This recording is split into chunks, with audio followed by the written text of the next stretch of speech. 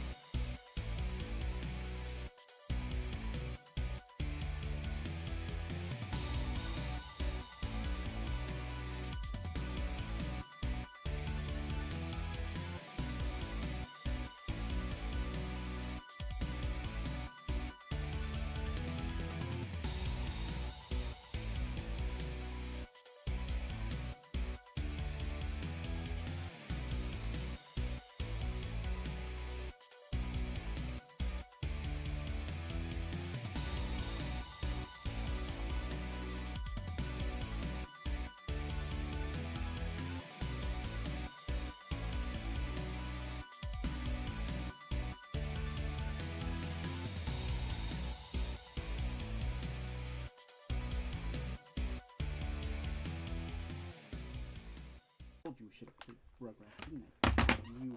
You didn't I? No. Hey everybody, Jim here from Kids Shoryuken, and you are watching Sarumaru, the cuddliest man, and trust me, I know. The graphics are like...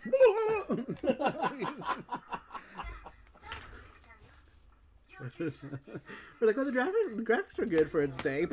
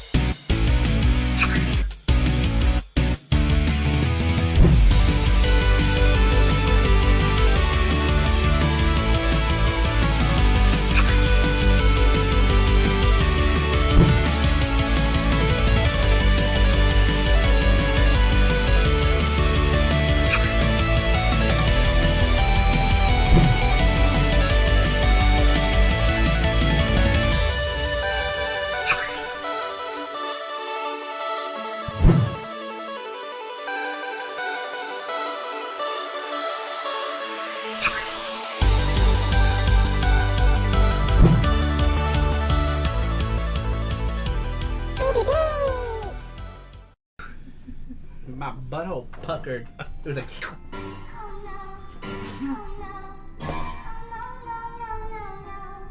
You thought I was gonna die, huh? Yeah, I thought you were gonna die. Oh, don't you look dumb.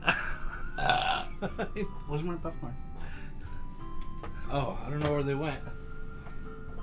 What the hell? Oh, they're right here. Popcorn.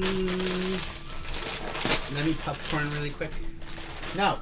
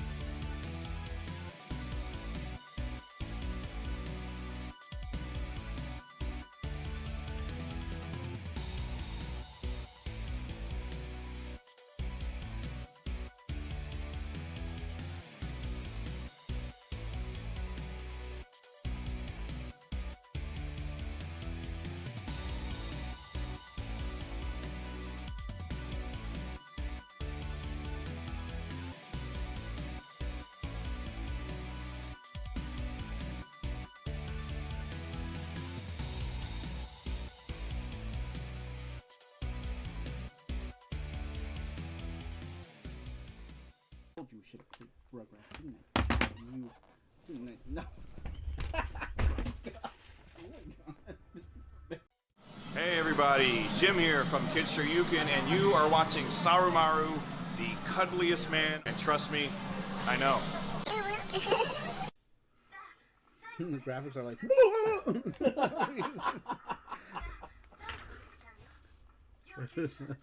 We're like, oh, the graphics are good for its day.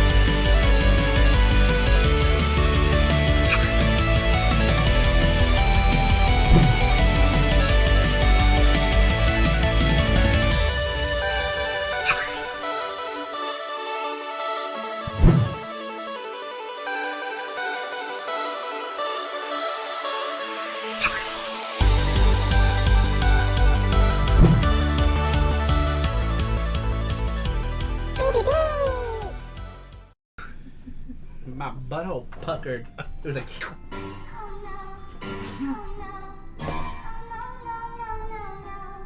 You thought I was gonna die, huh? Yeah, I thought you were gonna die. Oh, don't you look dumb. Where's my popcorn? Oh, I don't know where they went. What the hell?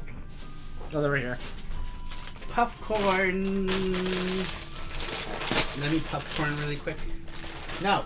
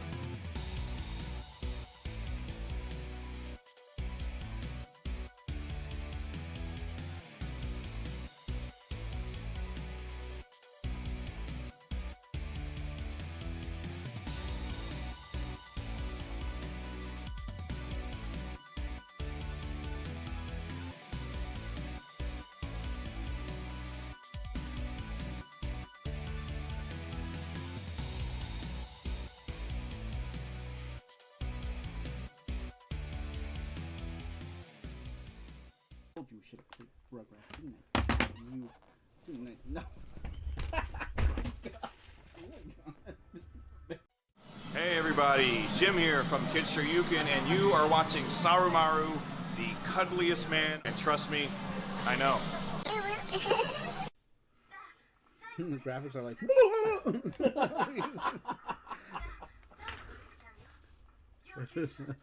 We're like, oh, the graphics are good for its day.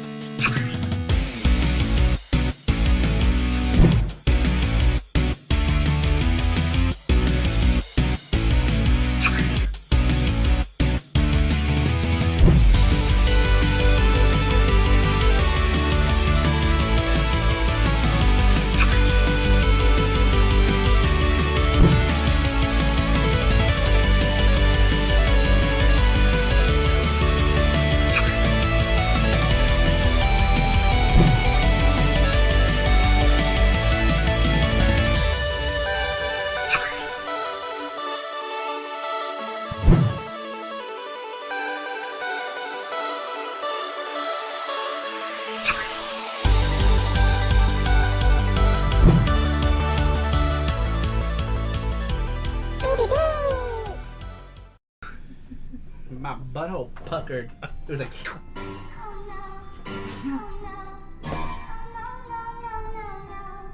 You thought I was gonna die, huh? Yeah, I thought you were gonna die. Oh, don't you look dumb. Where's my popcorn? Oh, I don't know where they went.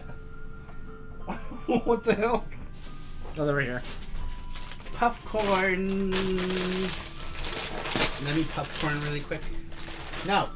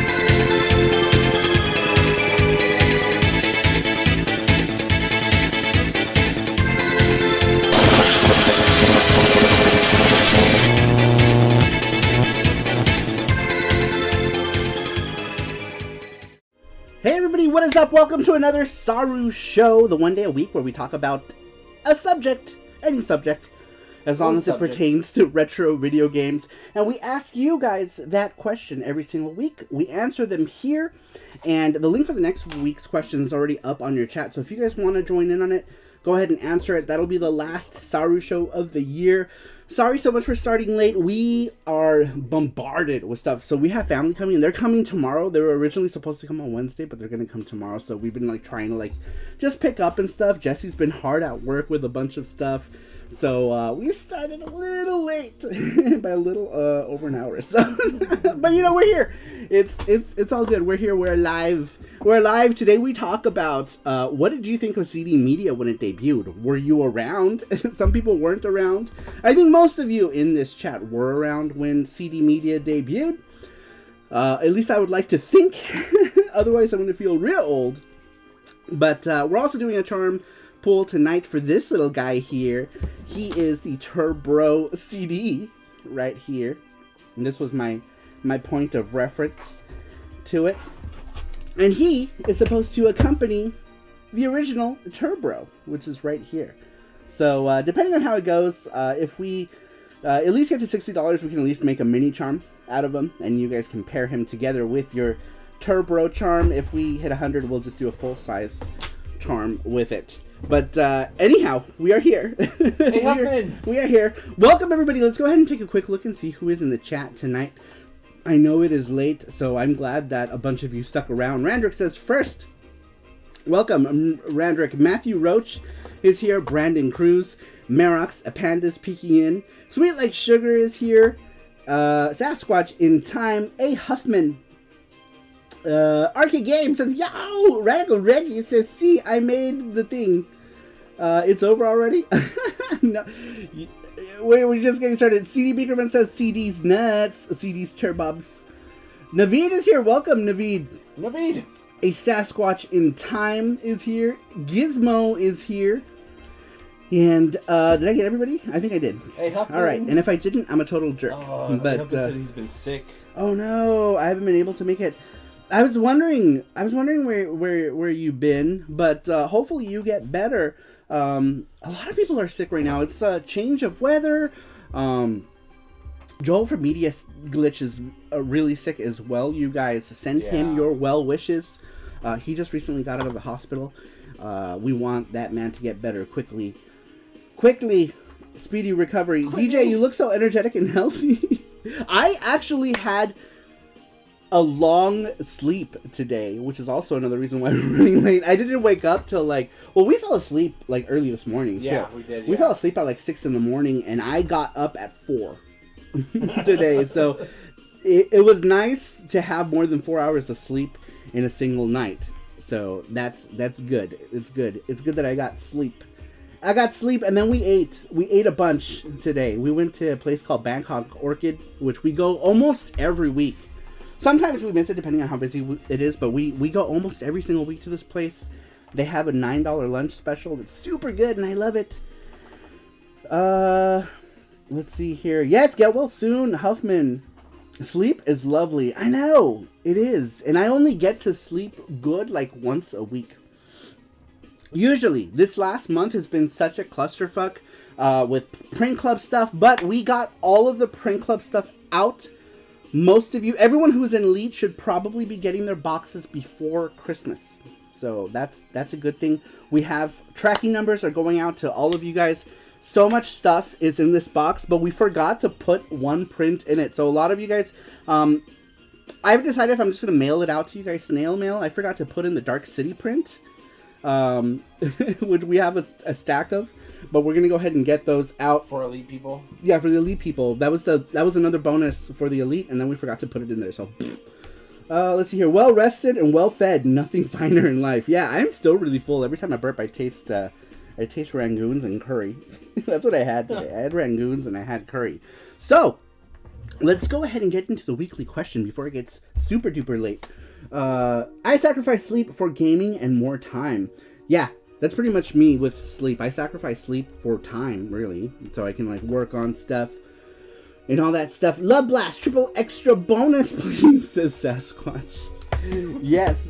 Bonus, Love Blast. Random says, woo! Alright, guys, let's go ahead and get into the weekly question. So, last week we asked you guys, what did you think of CD Media when it debuted? Number 1 comes to us from Randrick. Randrick says, honestly had no opinion when I saw it or when I read about it. I was intrigued. Then after trying for the first time the TG16 CD with eSpoke 1 and 2, I was sold, and that's an understatement. As I said many times now, my first CD game experience was a major milestone in my gaming life, says Randrick. I'm right there with him with that. Let's see here. Next one comes to us from Cassius. He says, it was the futures! All in caps. Hence the screaming. It was the futures, wasn't it? It was totally the futures back then. For anyone who was going from cartridge-based media, chiptunes and stuff, it was definitely the future. Let's see here. Keep me posted when you guys get my latest mystery box of goodies, says Arcade Games. Hopefully you will get it before Christmas. Thank you very much, Arcade Games, and thank you for your continued support. All of you guys here who support us, I am full of thank yous at the end of the year. I'm always full of thank yous for you guys for supporting me, but at the end of the year, I always like to make sure that you guys know that we appreciate all of y'all and the continued support. So thank you very much. Thank you, Russ, for sending us another box of goodies. When Russ sends boxes, it's always full of goodies. That's how we got addicted to that. Well, the honeycomb with the chocolate. Yes. What is that called? What is that? I know that as the honeycomb crunchies. I forget what it's called. We were fighting over it, too. We were fighting over it. It was so good. And I'm normally not into super sweet stuff, but it was super good.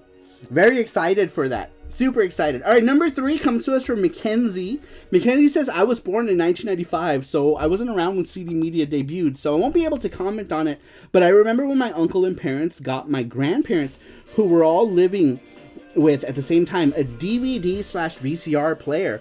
I can't imagine how much that would have cost, but to be honest, I would have been 5 or 6 years old when they got them, so I never thought anything about it.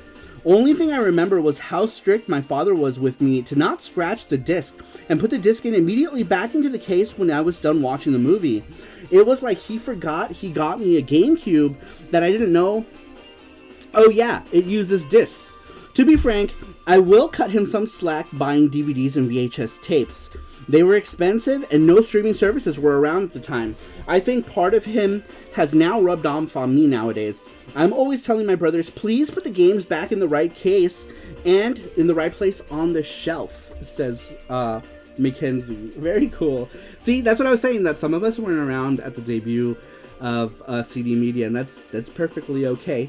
Hence why we also said, and your memories with optical media. So very cool. Sponge candy. Very cool. All right, Sponge Candy. That's what it was called. I couldn't remember what the hell it was called. Sponge Candy. Brandon Cruz is here. Welcome, Brandon Cruz. Jeff Allison. We got some people rolling in here. Radical Reggie says, "See, sleep is good." Yes, sleep is good. Sponge Candy. No grilling. I'm out. Gordo Steen. Oh, I know. The last couple days on Twitch, we've been making food. What did we do? Yesterday we did Korean barbecue. Korean barbecue. We did Korean pork belly, the thin cut samgyeopsal, and japchae. And we dipped the pork belly in gochujang, which is a red Billy what bean, chili bean. I was trying to say Billy chili bean paste. Chili bean paste? Bean?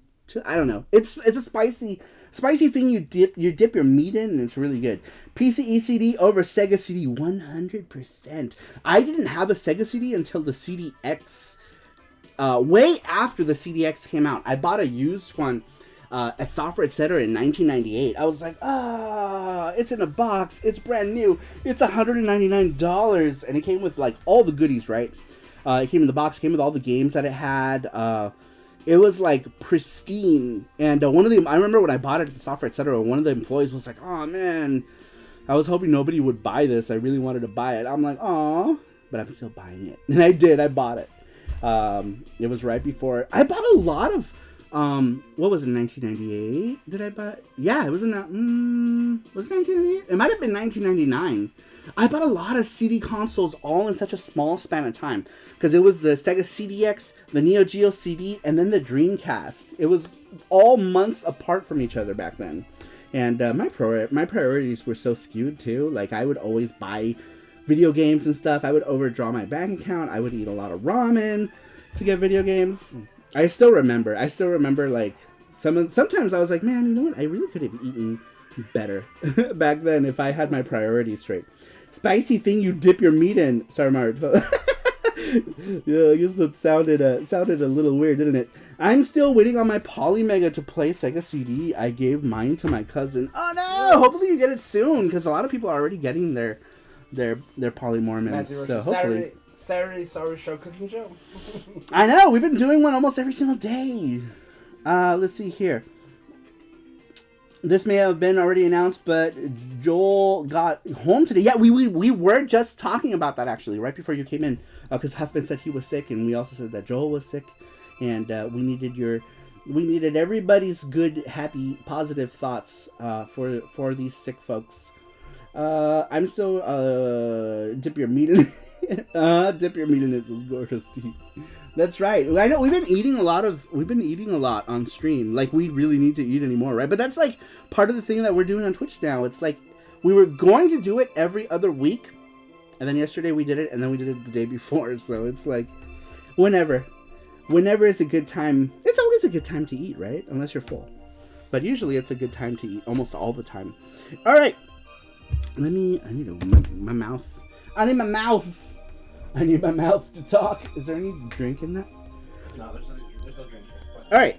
Next one comes to us from Merox. Merox. Let's see here. Was it Merox? Did I skip? Who did I skip? Did I skip someone? Number 4. No, I didn't. Okay. Next one comes from Merox. Let me get a drink. Usually his are kind of long and essay like. So let me drink first. Please smash that like button. Yes, please. Thank you, Matthew. I appreciate that. That word just says, DJ got the analog pocket. See, awesome. Nice! Oh, man. I wish I had not missed that pre-order. Was there another one happening soon? Another pre-order? I kind of want one. It'd be so cool to play, like, Atari Lynx on, in HD. I want to get an Atari Lynx on the televisions. It's not that long this time, relatively speaking. Really? Let me see. Surely you fib, sir. Surely. Oh, it's not that long. It's not. Wow. You must not have had a whole lot to say about CD Media. It is, but any orders will be for 2023 deliveries. Jesus Christ. Well then, forget it. I don't want one. I got a pre-order for the new shipment. Hopefully, I'm in the first group. Yeah. Matthew says it is, but any orders would be for 2023 delivery. Oh, fuck that. What's up, JB? Oh, JB, what is up? Hello, all. He says, welcome. Sweet Like Sugar says, I had 3 Sega CDs games for over 20 years. When I got the Polymega, I'll finally be able to play them.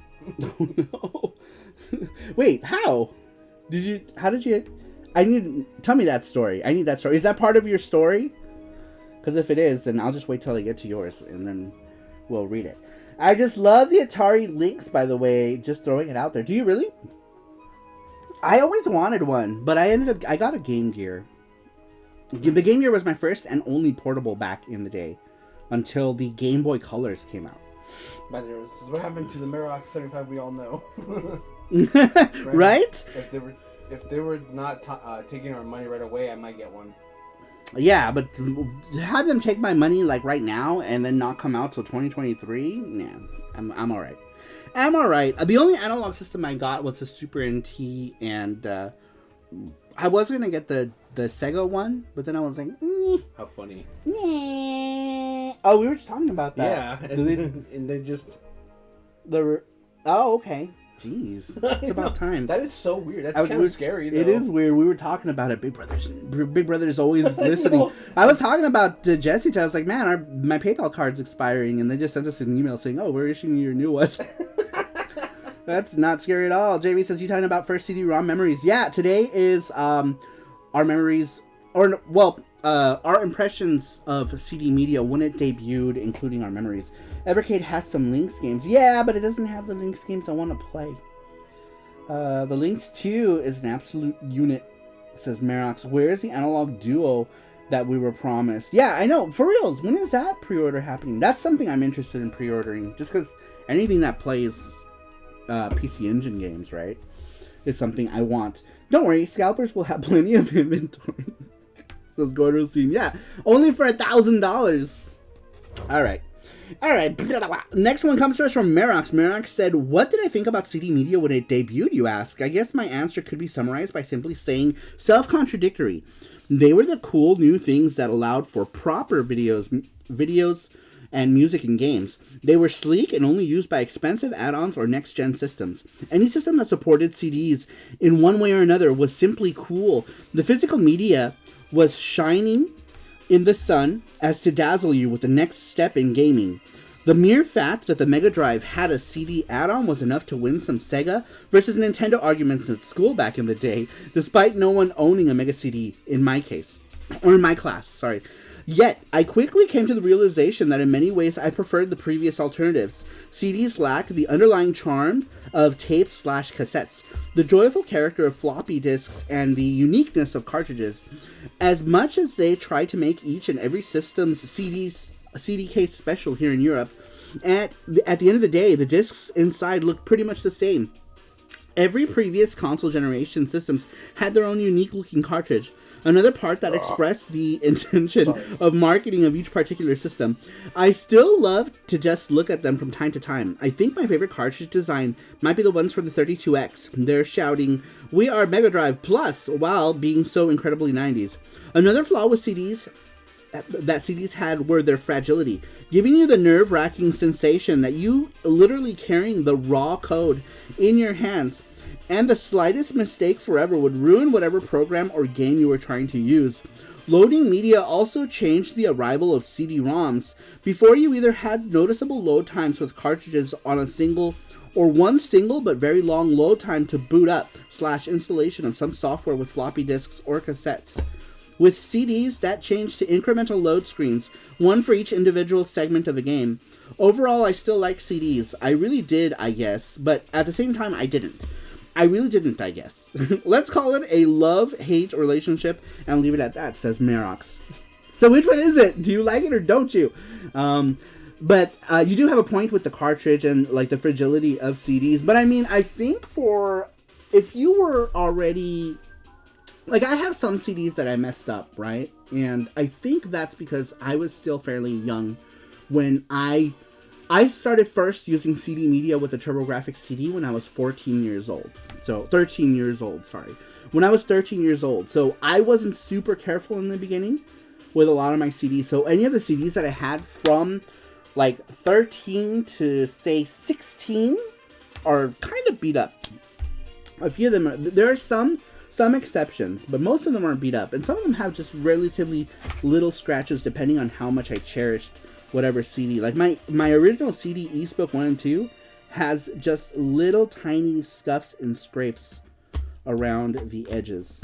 And then there's some CDs that just have absolute horrible scuffs and scrapes. So I could understand that. What's on Borderline and Nick? And Borderline is here. Hey, hey, hey. He says, welcome. I'm Borderlines. And surprised to see you up so late. I'm so glad you're here, though, because lately we've been streaming really late. So we haven't seen him Borderline. We're 3-hour time difference. I need a break from cable management. He says, I'm Borderline. Face is here. He says, CD-chan. That is the Turbo CD. Look at him. He looks so confident. He has no limbs because he is technically supposed to just be the add-on part to go with your Turbo. So if you have a Turbo, you can put these maybe on the same keychain next to each other. Turbo and Turbo CD.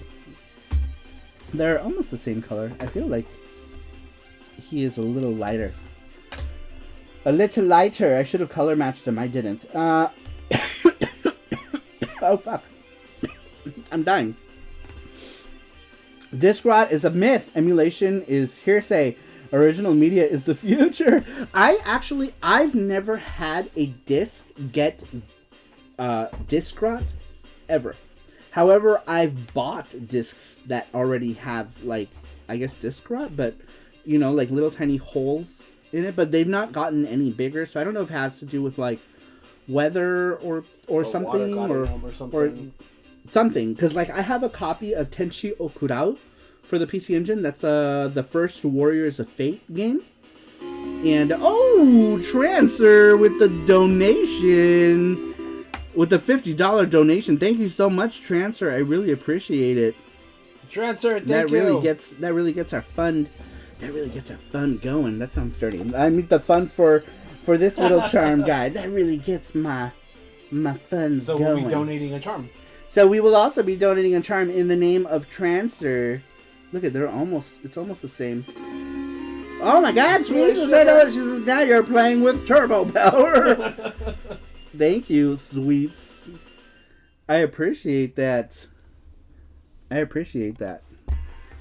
Much love to you guys. Also, charm giveaway today, courtesy of Trancer. Thank you so much, Trancer. I really appreciate that. And Sweets Like Sugar and Matthew Roach. Thank you so much. You guys have almost pushed it. Oh, just you three have almost pushed it to the end. Excuse me. Disc rot will take a very long time if you take good care of your discs. But yeah, I definitely think humidity and heat can accelerate the process. Yeah, I'm guessing because maybe... Oh, there we go. What is it? I'm Gangstaline. That's on Borderline. Says, I'm the king of charms. That is me, king of charms. That I be. Says, I'm Borderline. That he is the king of charms. And Borderline has every single charm we've ever made ever. So thank you for that, I'm Borderline. And we are now over the funding to make it. We're over the hump. Thank you so much. Much appreciated, you guys. Much appreciated. Let's see here.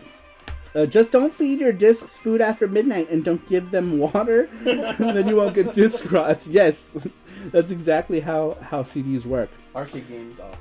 Okay, Russ says, same here, Saru. Never had an original disc with rot. Just CDRs that had it. Only original discs I have with disc rot are a few laser discs. None of mine do, thankfully.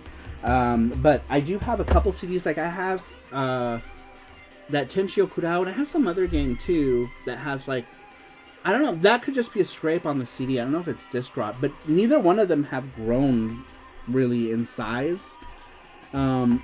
And thankfully Tenchi Okurao loads all of the music via PCM. It's all chiptune music.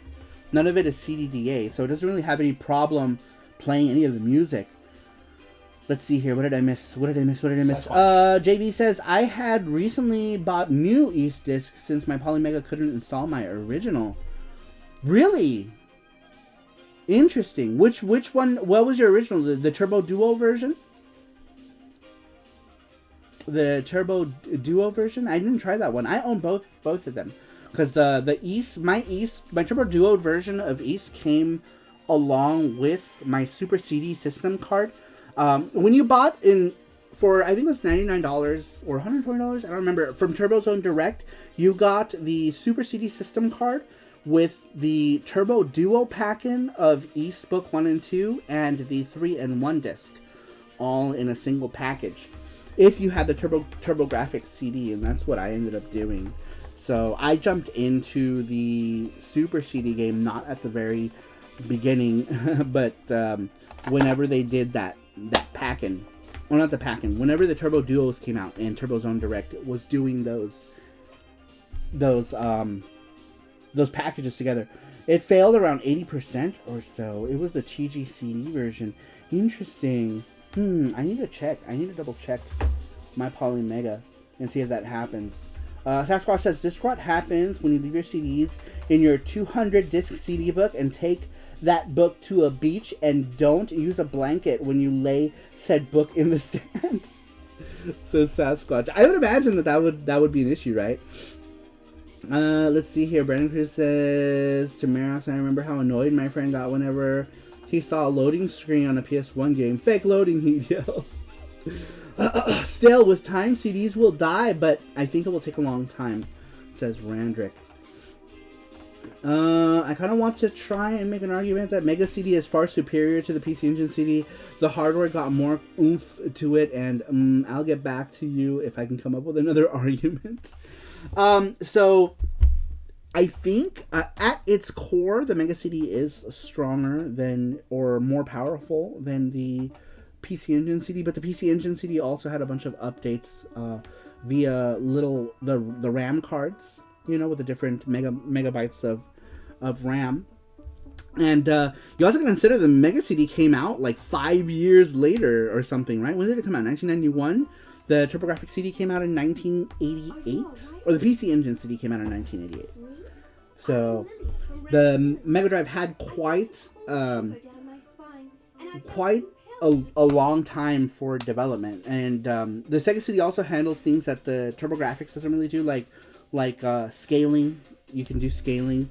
Too bad that its library sucked ass in comparison. So, it didn't really. I don't think the Sega CD / Mega CD lived up to its full potential, unfortunately, because they were too focused on making FMV games, and I think that they pretty much got shot. They shot themselves in the foot with that one, I think.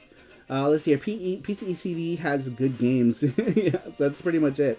What did I miss here? I tackled the Aero City before I hopped on the stream. That was a fucking mess. Oh, so in Borderline, you're turning into this.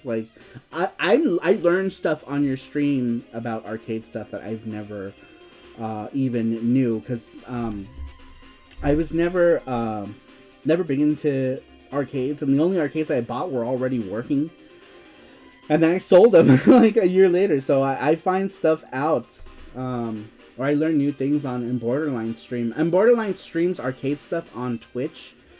Feel free. You know what? let me mod in Borderline. I'm gonna mod you, and if you can, maybe share your Twitch channel. How do I mod you? Yeah, do it over here. How do I mod on Borderlines? Right, I want to mod him. X. I want to mod. There we are. Okay. There we are. Okay. And moderator. Where? Right there you are. There he is. And Borderlines is now moderator to the channel. Put your link in. Put your link in so people can see. I'm Borderline only recently started streaming. What have you been doing it for? Like a month? Couple months? Maybe longer? Maybe I've only been watching you for about a month. But he recently became Twitch affiliate. Is that what you call it? Is it affiliate? That's it. You're all banned now. Says I'm Borderline. But yeah, share your link. Share your link. Your Twitch link here with people. Oh no, turn on you. What's going on? There we go. Okay. want to make sure that it's on. Oh, thank you, Matthew Roach. Oh, hell, there it is. There it is. Thank you, Matthew Roach. Very cool. Very cool. He just recently became affiliate. Everyone is banned. Unmod him now. This is an abuse of power. Yeah, he recently got a affiliate, what, like a couple weeks ago? A week ago? Pretty recently, I think. Was I there the day that you got it? I said I was first. Let's see here. The Mega CD could... Huh? Oh, it's because I'm there. Sorry. Yeah, that's fine. You don't really need it to be playing. Matthew Roach got faster hands. Yeah, Matthew Roach is great with that stuff. A week ago. Says I'm Bubble Lines. Face says everyone is banned. You're all banned. You're gonna ban, and you're gonna ban. You're gonna ban. But says you were the first subscriber. It's like the very, very least I could do. You've always supported us on all of our endeavors, so that's like the very least I could do. You guys supported me since day one. It's the very, Twitch very, partner very is the least I next could do. probably. Yeah, Twitch that's partner. That's at 1,000, right? When you get 1,000. no. You just need to have a certain amount of people watching you. Oh, okay. So we have everything, but we need to have 75 people in our chat. Impossible! At the same time. Yeah, that's not gonna happen. And once that happens, then we'll get it. We'll get partnership. That'll be a long. Everything else except for that. I know. That's gonna be a long time coming, because our Twitch channel right now, we are growing though. We're growing little by little. We're growing. Let's see here. What are we talking about here? Oh, you guys are having some sort of CD debate. You need at least 75 viewers on average. Yeah. So not on average. So that means like we always have to have like. You just need to have a stream. Just put like a pool party thing. Like we'll grab like a big tub, and we'll be like pool and eating. Pool party while eating Korean barbecue. We could do that. We should do that. We can get you. Do you want like a little like one of those like ring things?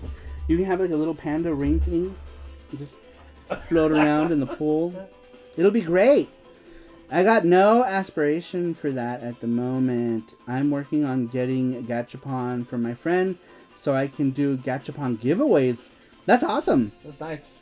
Let's see here. Naveed says the gap between affiliate and partner is pretty stupid. I guess like people can do it, right? But it seems kind of far-fetched, at least for me right now.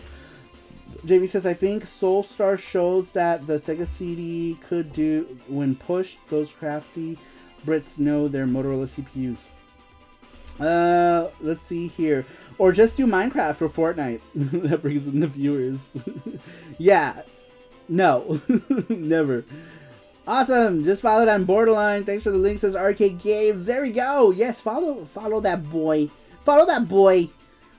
Sweet boy. Saru play GTA. I should. No, I don't. I'm alright. Though I like the older GTA games. You should just play Fortnite. GTA 5.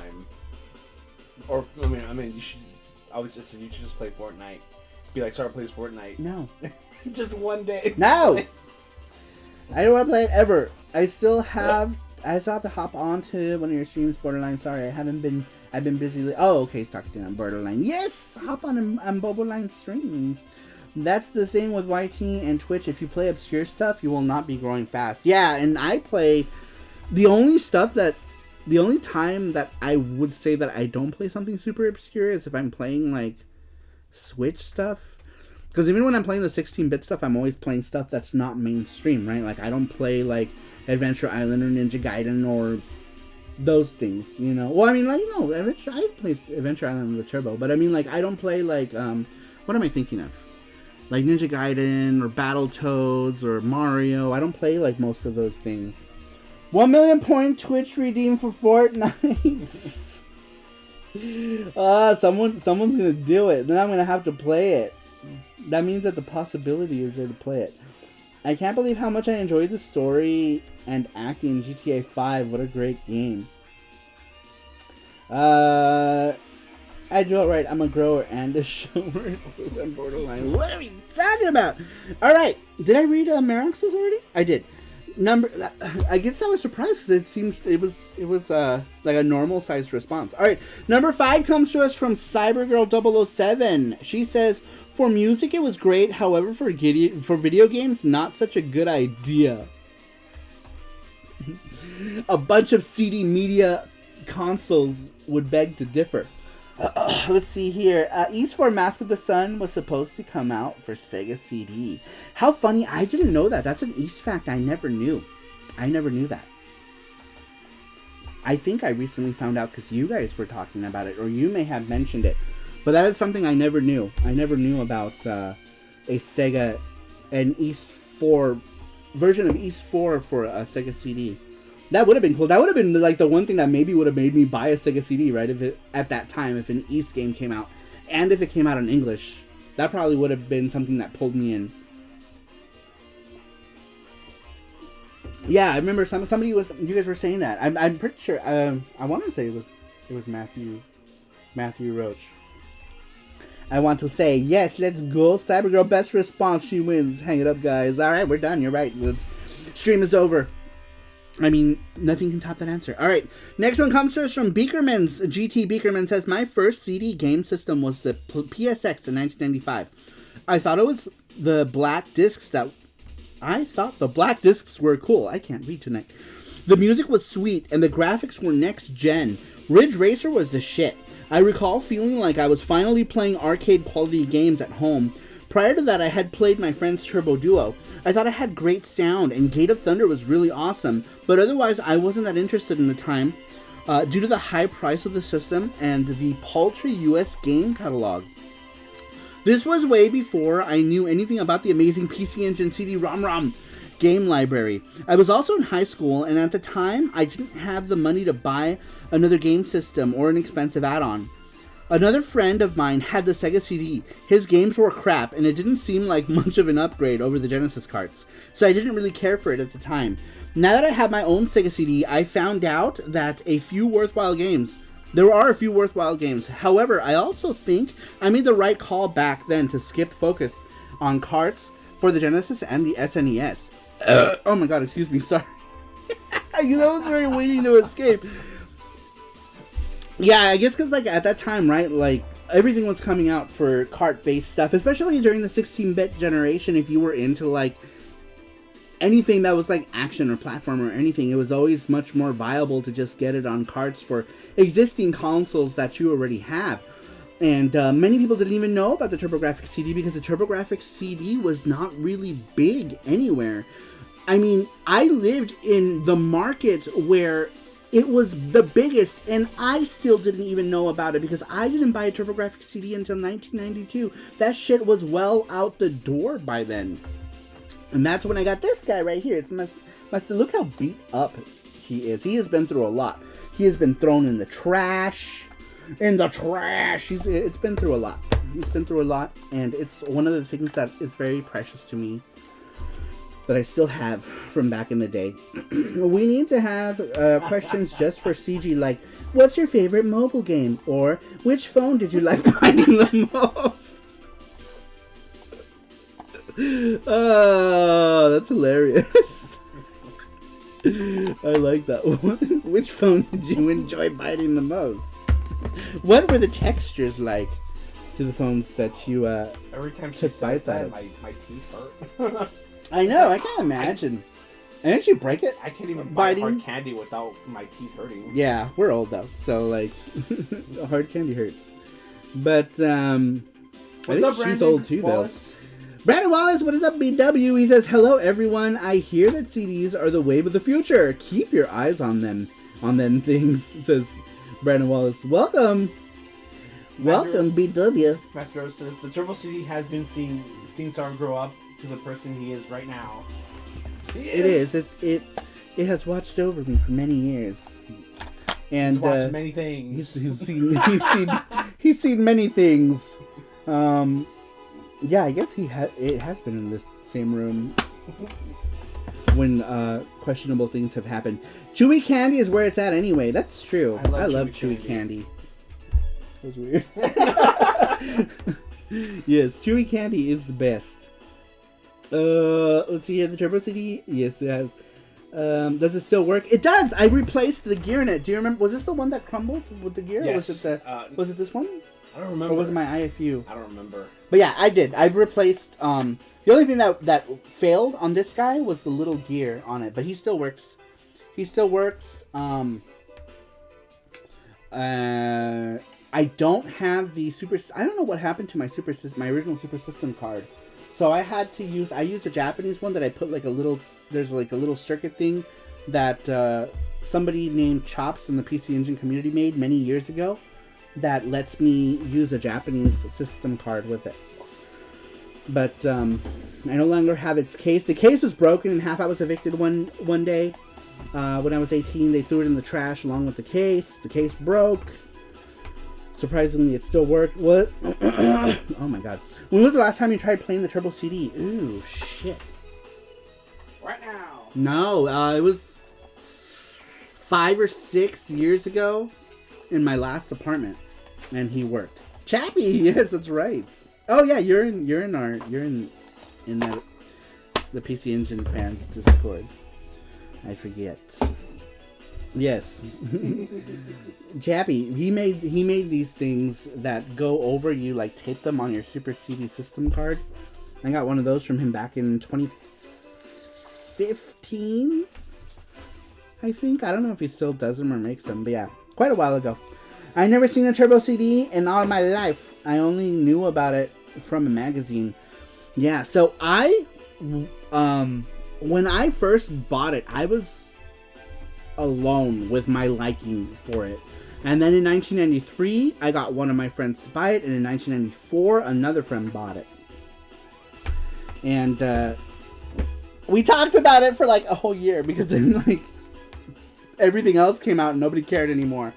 But yeah, in 1993, my friend Will got one, and then 1994, another of also named Will got one.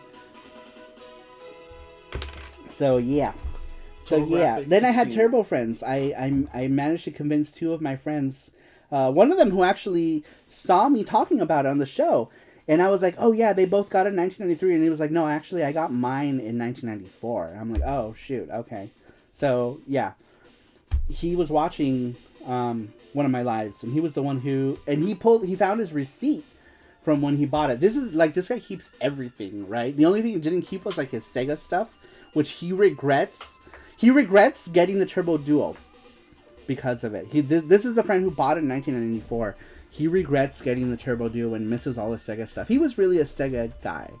But I think the only reason why he got a Turbo Duo is because my other friend Will got one, and we were like, East, CD music, cards suck. And then I guess, he was like, oh, I want to be part of the magic.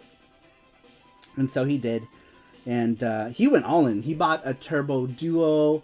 And it was funny because he bought a Turbo Duo. Then my other friend had a Turbo Duo. And I was the only one with a TurboGrafx 16 CD. And I still didn't have my Super CD system card at the time. And they were playing Gate of Thunder. And they were like, wow, this is cool. Too bad you can't play it. It's like that kind of thing. And I was like, I will soon. I have to get my Super CD system card. And then I was the one on the outside for a little while. I was like, I want to play Gate of Thunder. I didn't have it. I didn't have it at the time. They got duos. And they were in the magic of Super CD. And I was like, I'm gonna get it. I'm gonna get it. Let's go with this magnet today with the charm giveaway. Oh, okay. I didn't even notice that. We have a thing. When we do the charm giveaway, someone's gonna get this TurboGrafx 16 magnet as I drop it. As I drop it. It was hard being a Turbo fan in the American game crowd. Yeah, back then, like, nobody cared. Even by the time I got it, nobody cared even less. But on the plus side, I got everything really cheap. And it was so funny because I had always seen like the stuff in the magazines that always intrigued me, but I never thought that I was going to be able to buy it. And then it pretty much all started off when I went to Pony Toy.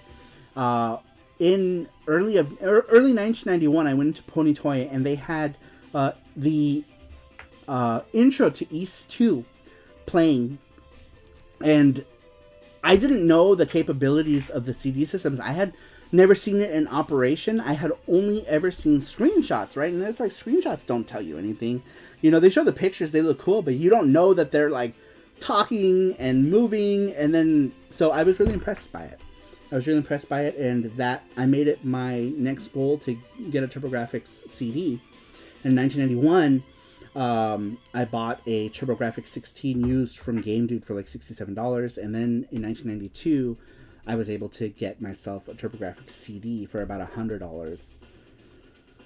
Got mine when it came out. Didn't get the Chiji CD until it was discounted to $150. See, I bought mine used in 1992, and it was $100, and I remember not having enough money for it. Actually, my best friend at the time, who had asked his dad to take me to San Gabriel from Los Angeles, then asked his dad to pay the rest of it off for me so I can go home with it. And I don't think his dad was happy with it. My friend didn't care. It's like, I'm like, he was like, give him the money. Like, he was also, me and him were best friends. We related because we were both children of divorce. So it was kind of the same thing with him where, like, his dad would do stuff because, like, I don't know, the guilt of divorce, you know, like, you get your parents to do things, to buy you things. And it was that kind of thing, too. Like, he took us there. And the unit came out to like $107 or something. I only had $100. And he let his dad, he's like, Dad, pay for it. And he got his dad to give him $10 so I can go home with the TurboGrafx CD. Let's see here. What are we talking about? My first PC CD game was Podracer from Ubisoft. That's Matthew Roach. Man, I remember when that was new back in the day. Sounds like Windows 95 was the main platform at that time. Man, the bump fighting of Adol and his sword sold Saru on ease. Yes. All right, let's move to the next one. Who did I do? Cybergirl? That's right. It was a super intriguing answer. No, I did Beakerman. Right? Beakerman was the last one. Number 7. Number 7 comes to us from Shell. He says, when CD media first came to my knowledge, it was in the form of the Mega CD, and it seemed cool, but, I was hooked on carts and thought CDs was more of a passing thing. Then came the PS1, and after that, CD media fucking took over. At my dad's, we had a PS1 and a couple of games, as well as an N64, but that was later, and that was what we played most of the time. Sadly, during that time, I was playing increasingly less video games overall, and did so for the first time. Wait, what did I say? Video games overall, and did so for some time until the first original Xbox came out, which I bought on release. By that time, I had actually switched into liking the CD/DVD format more, as carts were a thing of the past. Handhelds aside, nowadays the only CD media I have are CDs/albums, but no CD player, sadly. CDs to me represent my later teens and coming into adulthood, and in some ways the end of my carefree years. Every time I see CD media in some form, it always takes me back to the late 90s/early 2000s, in that kind of good way. Please note, if I'm not there in chat with you guys, I am always still there in spirit, says Shell. He did say he wouldn't be able to be here today, so I'm glad that he was here. But he will be next weekend. Now we are going to do, I don't think we're going to do a New Year's show this year, but we will do one for Christmas, because Christmas lands on a Saturday, and we'll be able to do it, because we'll be doing Christmas festivities the night before, on Friday, right?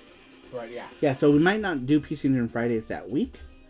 We'll do SARUSHOW, but we won't be here for a New Year's thing. So Shell will be able to join us next week. At least that's what he said. We might go live on YouTube, like, when we're out and about. We might go live doing random things out in the wild if we are out and about. We might New do Year's show. No, we're my parents are going to be here, so. Yeah, Jesse's parents are going to be here. And your brother too, my right? Brother. Yeah. Jesse's parents and brother are going to be here, so we're probably going to go do something outside with them. But Saturday, Christmas, we will do a Christmas show. Hence why we did a Christmas question. So make sure you answer it. Click on that link up at the top. That also gives you a chance to win a game from our video game giveaway box. And it's fun. It's fun to answer your guys' questions here. Then we talk about it. We talk about it like we're doing now. I must have fallen asleep while you read mine, lol. I wish I had added my game experience in my impressions, but limited to it as CDs when it came out, and my impression of that, says Cerulean. I haven't gotten to yours. I don't think I've got to yours yet. We actually got like 18 or 19. How many did we get today? Almost 20. 20! We got 20 answers this week. I guess a lot of people 19, had stuff to say about CD media, which is cool. We might not have gotten to yours yet. We're only on number 7. We're on number 7. It's already 10:30. Maybe we should speed it up. All right, number 8. Number 8 comes to us from... Oh my gosh, is this a Sasquatch? It is a Sasquatch story. Very cool. All right. This one comes to us from a Sasquatch. He says, I'll break it down to when Sassy Q played his first compact disc. He was a young wannabe thug hanging tough in 1995. Every day he was rocking a mixtape played through a cassette tape Walkman, including the likes of Wu-Tang Clan, Ice Cube, Spice 1 and 2 Short. These were edgy artists. This short-statured 15-year-old adolescent felt like a true G when he was with his rhymes. Flash forward to Christmas 1995. He had gotten his first boombox, complete with a tape and CD player. Unfortunately, he did not have a CD yet, but still had plenty of tapes to play. His sister, however, also got a CD player that year, a Sony Discman, along with Alanis Morissette's Jagged Little Pill. A young Sasquatch asked his sister if he could borrow it, which she obliged, and once he put the disc in the top loading tray and shut down the lid, he was hit with a new world. Being able to see a digital display of the entire length of the album, along with the total amount of tracks being showed on the screen, was a whole new horizon of immediate information not previously given with analog tapes. After the short whirring started, he was immersed in this ultra-clear oral symphony. Did it matter that it was a girl singing and not a hardcore street gangsta? No, this was a new experience like he had never heard. Trying a new feature midway through the song, he pressed the skip/fast forward button, which gave the ability to immediately transport to the next track. No more stopping and fast forwarding through tape. You Oughta Know came on next. You oughta know this song. In parentheses, he says, this track was astonishing. Never hearing attitude like this from a female vocalist. He was entranced and caught, like a sailor being drawn to the deadly rocks of this siren's beautiful song. Before he knew it, the track was over. What did he do? Well, he hit the back button and listened to it again, damn it. This was a convenience that he didn't know he needed, but knew he didn't want to live without. Another discovery from this album was the secret track that came on the CD, and it was Over Astonished. And the CD was Over. Astonished, hearing it come on after a lengthy delay in a previously thought of final track, he tried to skip back to it, but this track played in a reverse digital process where you could only hear it if you let the final track play out, not by skipping it. What else did this technology have for him? This new way of experiencing music instantly cemented the needs to purchase more CDs of my favorite artists to explore their albums in this way. Oh, the CD for the game media? He hated it. His friends had played PlayStation with insufferable load times. Sure, the CD quality sound was good, but he couldn't be bothered with load times. Give me the N64 all day, babies. All in caps. In which he got instant gratification is all that can satisfy a young Sasquatch. For that is what makes them become giants. P.S. An older Squatch now can understand and appreciate all of life's nuances in both nature and technology. The universe is his plaything. So next time you see a Sasquatch walking through the forest, don't stare and point. Ask him to come over and hang out. He just might have some CDs. Smiley face, a Sasquatch. Oh, that's hilarious. Shell is here. Shell, I just read yours just a little bit ago. And good night, welcome. JB. I'm glad you're here. I thought you weren't going to stop in today, so I'm happy that you actually did. Good night, JB. Thanks for stopping in. Cerulean says it's morning over here, 1:42 a.m. It's only 10:40 here, so not too bad. Morning, Mr. Cruz. Gangsta Sasquatch. Oh, that's funny. It's funny that you mentioned that the Alanis Morissette with the secret track right at the very end. There were a lot of CDs. I can't think of it, but did you have any of those CDs that did that at the time?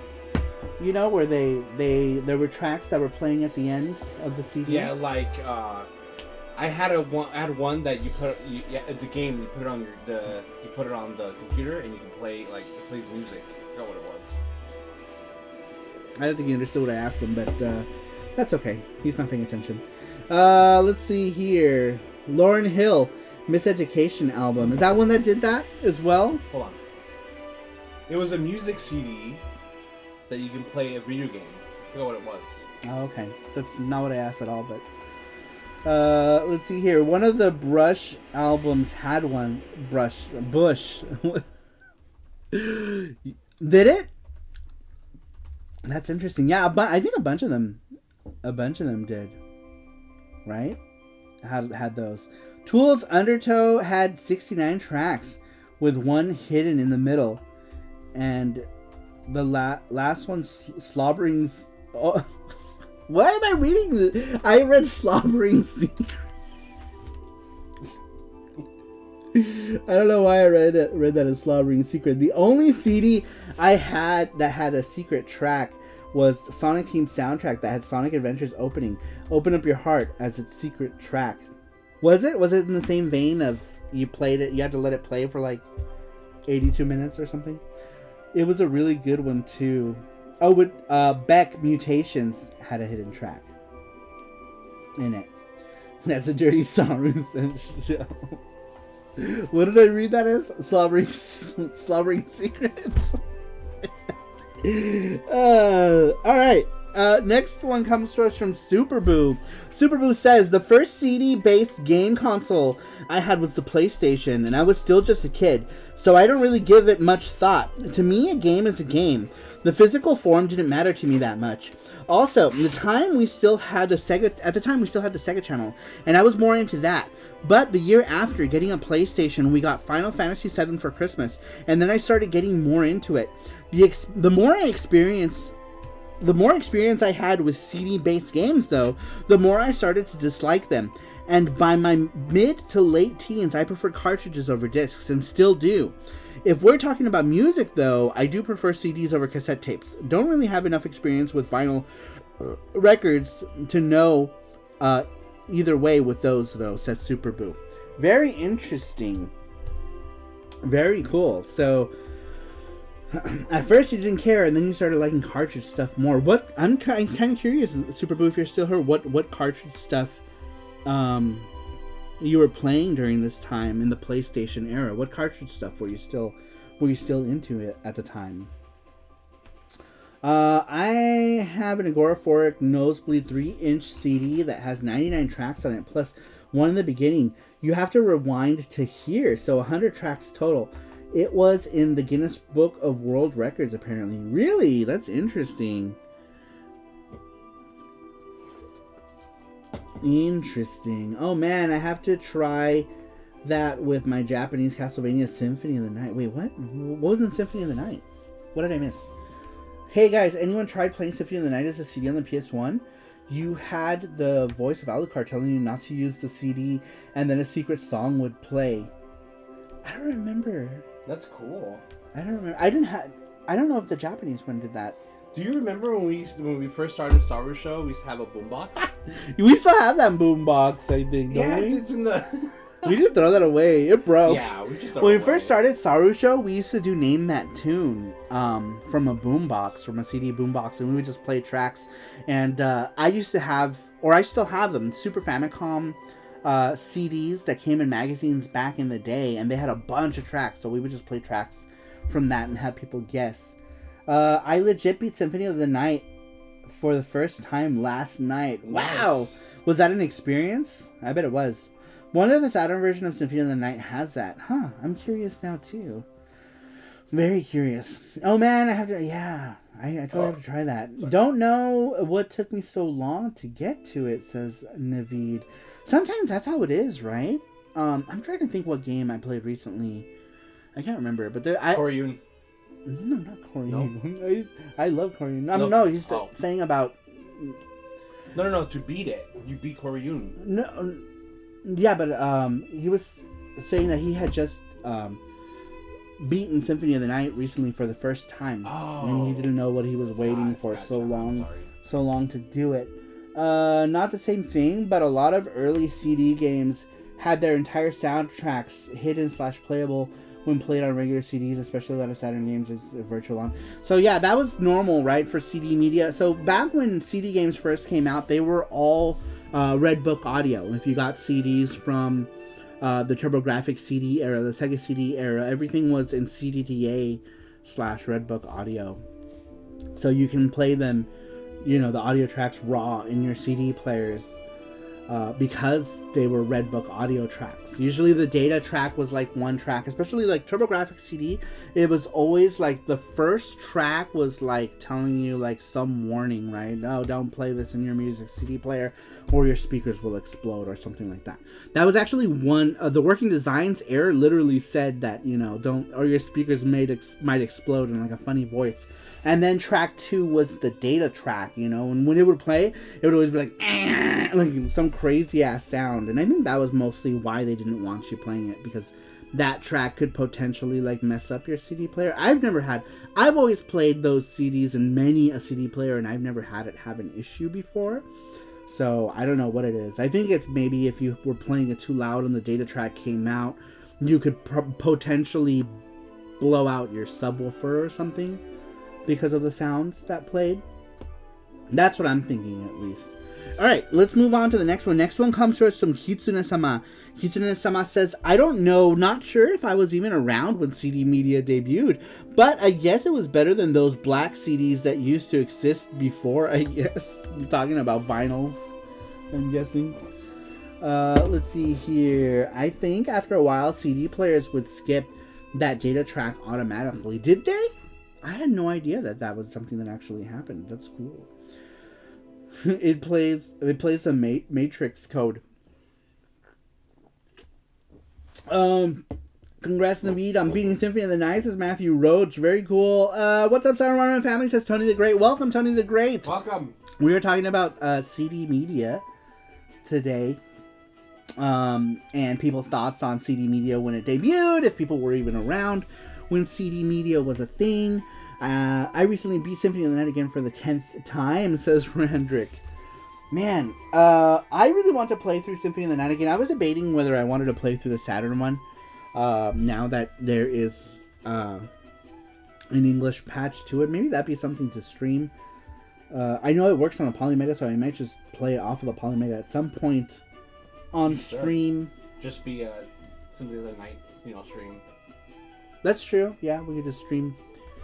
Just only stream Symphony of the Night one day and play it in a couple parts, maybe, because that game's gonna take a while to beat, though. So we'd have to play it in like 3 or 4 parts. Also, my eyes are like they're all tripping out, tripping balls, and I think it's my eyeballs that are tripping. Yeah, it's my eyeballs. My glasses aren't that dirty; they're fairly clean, but I always have to wipe the face grease off of them. Apparently. I got a super rare drop during my run that made the in-game easy law, but it felt good. You also need to get Lotus War Saru. This game is so good and clearly was made for people who like Symphony of the Night. Oh my god, I forgot to order it again. I need to order it. Is the CD, is the one with the music CD still available from CD Japan? Where is it? CD Japan. No. On CD Japan? The website's called CD Japan. I forgot to order it.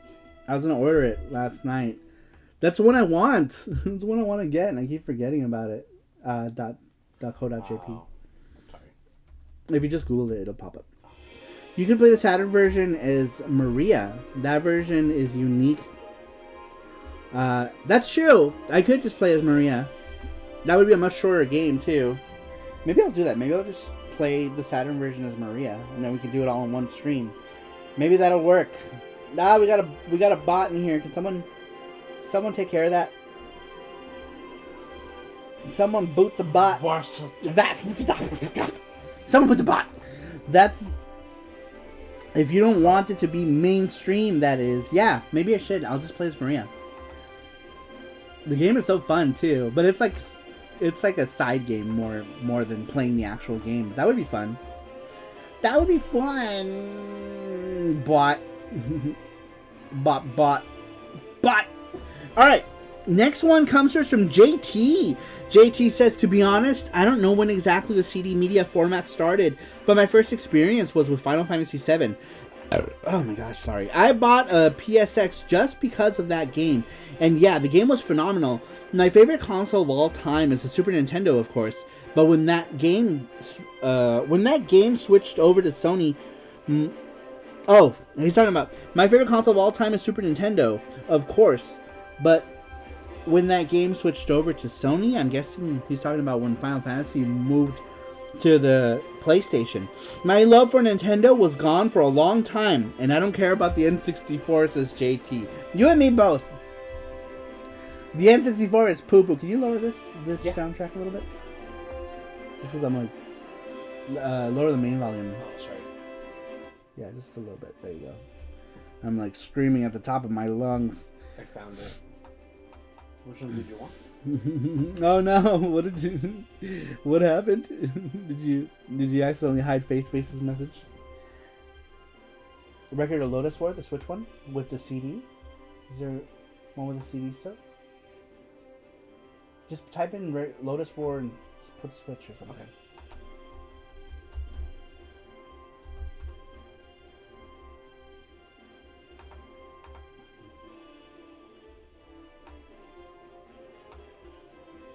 Let's say it's available already? That's all that's available. Can you click on it and see if it says that it comes with a music CD?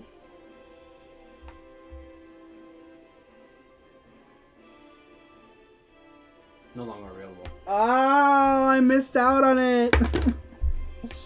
Oh, I hate life right now. I missed out on it, you guys. I've been so busy with life this month that I missed it. Oh well. Oh well. I may as well get it on Amazon at this point now then. Oh well. I'll just get it on Amazon. Amazon Japan. Damn. I am legit bummed by that. Oh well. I love Lotus War too. The original OVAs. I only recently finished the other, like the Lotus War TV. I only recently finished that. Not that long ago. Record of Lotus War, the Deedlit in Diddleland. On CD Japan, there was a pre-order bonus that came with a music CD, and I really, really wanted it. Record of Lotus War, Deedlit in Wonder Labyrinth. And they were doing a CD with it on CD Japan, and it was like, I guess, like their first print pre-order bonus, and it's no longer available because I suck. I haven't been buying any games, but that was like the one game I did want to buy, but I haven't been buying games. The only game that I bought recently that I pre-ordered was Cotton Rock and Roll, and that's it. I haven't been buying games because of money reasons, right? I stopped buying games entirely. The only other game that I bought recently was G Darius on the Switch because it was like $15. That's Sweet Like Sugar posted in our Discord, so I was like, fuck yeah, $15, I'll buy it. I was almost tempted to buy 2 copies of that actually to put in the giveaway, but I bought a Scott Pilgrim for $10. Somebody else posted that, and I'm throwing that in the giveaway. Oh wait, is that it? Yeah, this is it. Oh, Amazon has it with the CD, I think. What's this right here? That one is Amazon version, or without the Amazon extras. So, yeah, with the Amazon one extra, I don't know what the Amazon extras are. This. Oh shit! It's gotta be it. Cause like I'll click on this one. Also shows it too. Never mind. I gotta look. Oh here, see look, there's two. Yeah, that one. There's that one. And then I'll click on this one. But sometimes the extra Amazon thing is like some crap. Like that one is. I think it said it's a book cover. Yeah, it says. Scroll down a bit. Scroll down some more. Where's my phone? I'll look it up. I'll look it up later. CD Japan has 2 bonus items. Has or had? Netflix Bebop OST is on Amazon Japan. I don't want that. Let's see here. I recently did not check the bonus item. Special book and soundtrack. Right now, they still have it? For the Switch? Can you link it? Had. Okay, never mind. No. I don't care about the book. I just want the music CD. The music CD. Man, that cover is so sweet. It's got D-Lit and that one, like, elf chick. The dark elf. The dark elf with the tits. And she was like, oh, I'll die for you. Whatever his name was. Remember? She was all, like, up on that guy's nuts, even though they didn't even know each other. And she was like, I'll die for you. You're hot. And they died together. They never even boned. She just died for him. I'm confused. What game are we talking about? D-Lit and Wonder Diddle Magical Lotus War. D-Lit in Wonder Labyrinth. I can never remember the name. D-Lit and Wonder Diddles. Light and Dark meet Elfu. Yeah. And they're like very like, you know, they talk about it like very discriminately in the show too. It was like, you're a dark elf. Not quite like that, but they do make the distinction a lot between them. All right, next one comes to us from Matthew Roach. He says, Matthew Roach here. When CD Media was first debut, I was extremely excited in how much storage the CD had and what this would mean for games. Like, what could game companies do with the extra space? This was coming from seeing games starting on audio tapes, moving to floppy disks, and then onto cartridges. After playing the first games I owned on CD, I was like, wow, this could never be done on cartridge, says Matthew Roach. Why do I always want to burp every time I talk? It's like my body waits for me to start reading something, and then it's like, you're gonna burp now, bad. I always think of it as D-Lit in Wonderland. That's because that's what it's called, isn't it? Oh, no, it's not. See, I'm the same way. I keep thinking of it as something else because it's D-Lit in Wonderland. D-Lit in Wonder Labyrinth. But yes, I want the version of that with CD. I have an Amazon Japan account. I have Prime too. I don't know if it matters or not. I don't know. I don't know what I do with my fucking phone. I have a fucking phone. Where's your phone? Sarupro. Oh, I forgot. Yes, good use for the Sarupro icon. They're stocking monsters. You always see games titles in a different way. I do when they're long like that. It's hard to remember them. Man, that makes me sad. But I think it's available. It might be available on Amazon still with the CD. I might just get the Amazon version if that is the case. I really want the CD. I like when games come with music CDs. I like it. I like it. Even if it takes me months before I actually even listen to the CD, I know that it's there if I ever want to listen to it. Speaking of optical media, I love that. That was one of my favorite things about the TurboGrafx CD and the PC Engine. Man, I would hear. So, when I was a kid, this was my only CD player. And I had this and a pair of headphones with, I don't know if you guys remember, like the headphones that had like the orange like muffies on them. Because they were like the cheapest pairs of headphones you can buy. And I used those orange muffy headphones for like a year and a half before the muffies got all like... And then eventually I did buy like a better pair of headphones. I had those Sonys that like wrapped around your head and I thought those were so cool. But before that I always used like the orange muffy headphones and I would use those with this.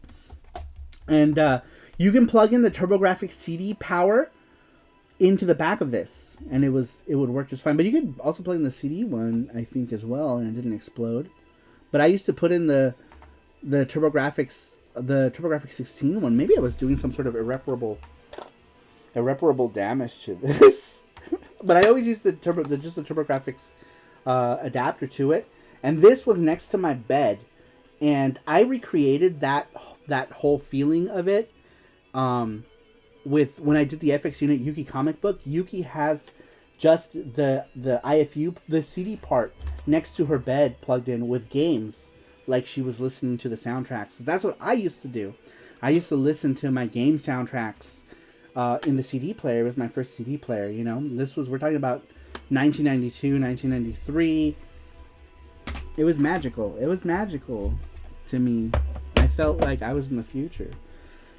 And everything back then was like so magical too. And I think part of it is because I was pretty poor, so like having stuff like that made me feel amazing.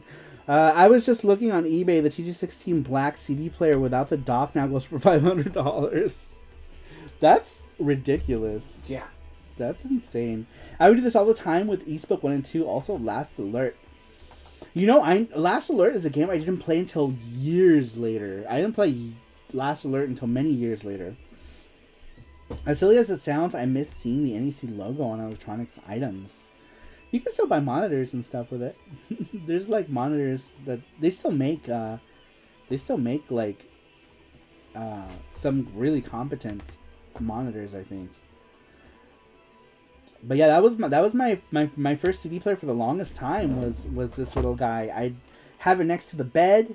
You could not touch this though. The second you touched it, you'd be listening to music. If you just tapped it, like, and I remember I used to have it on a wobbly table, kind of not super wobbly, but the table wasn't the most sturdy, so I would like put down my can or cup, and I wouldn't like slam it down. I would just put it down, like it would skip really bad. So it had no like skip protection of any kind.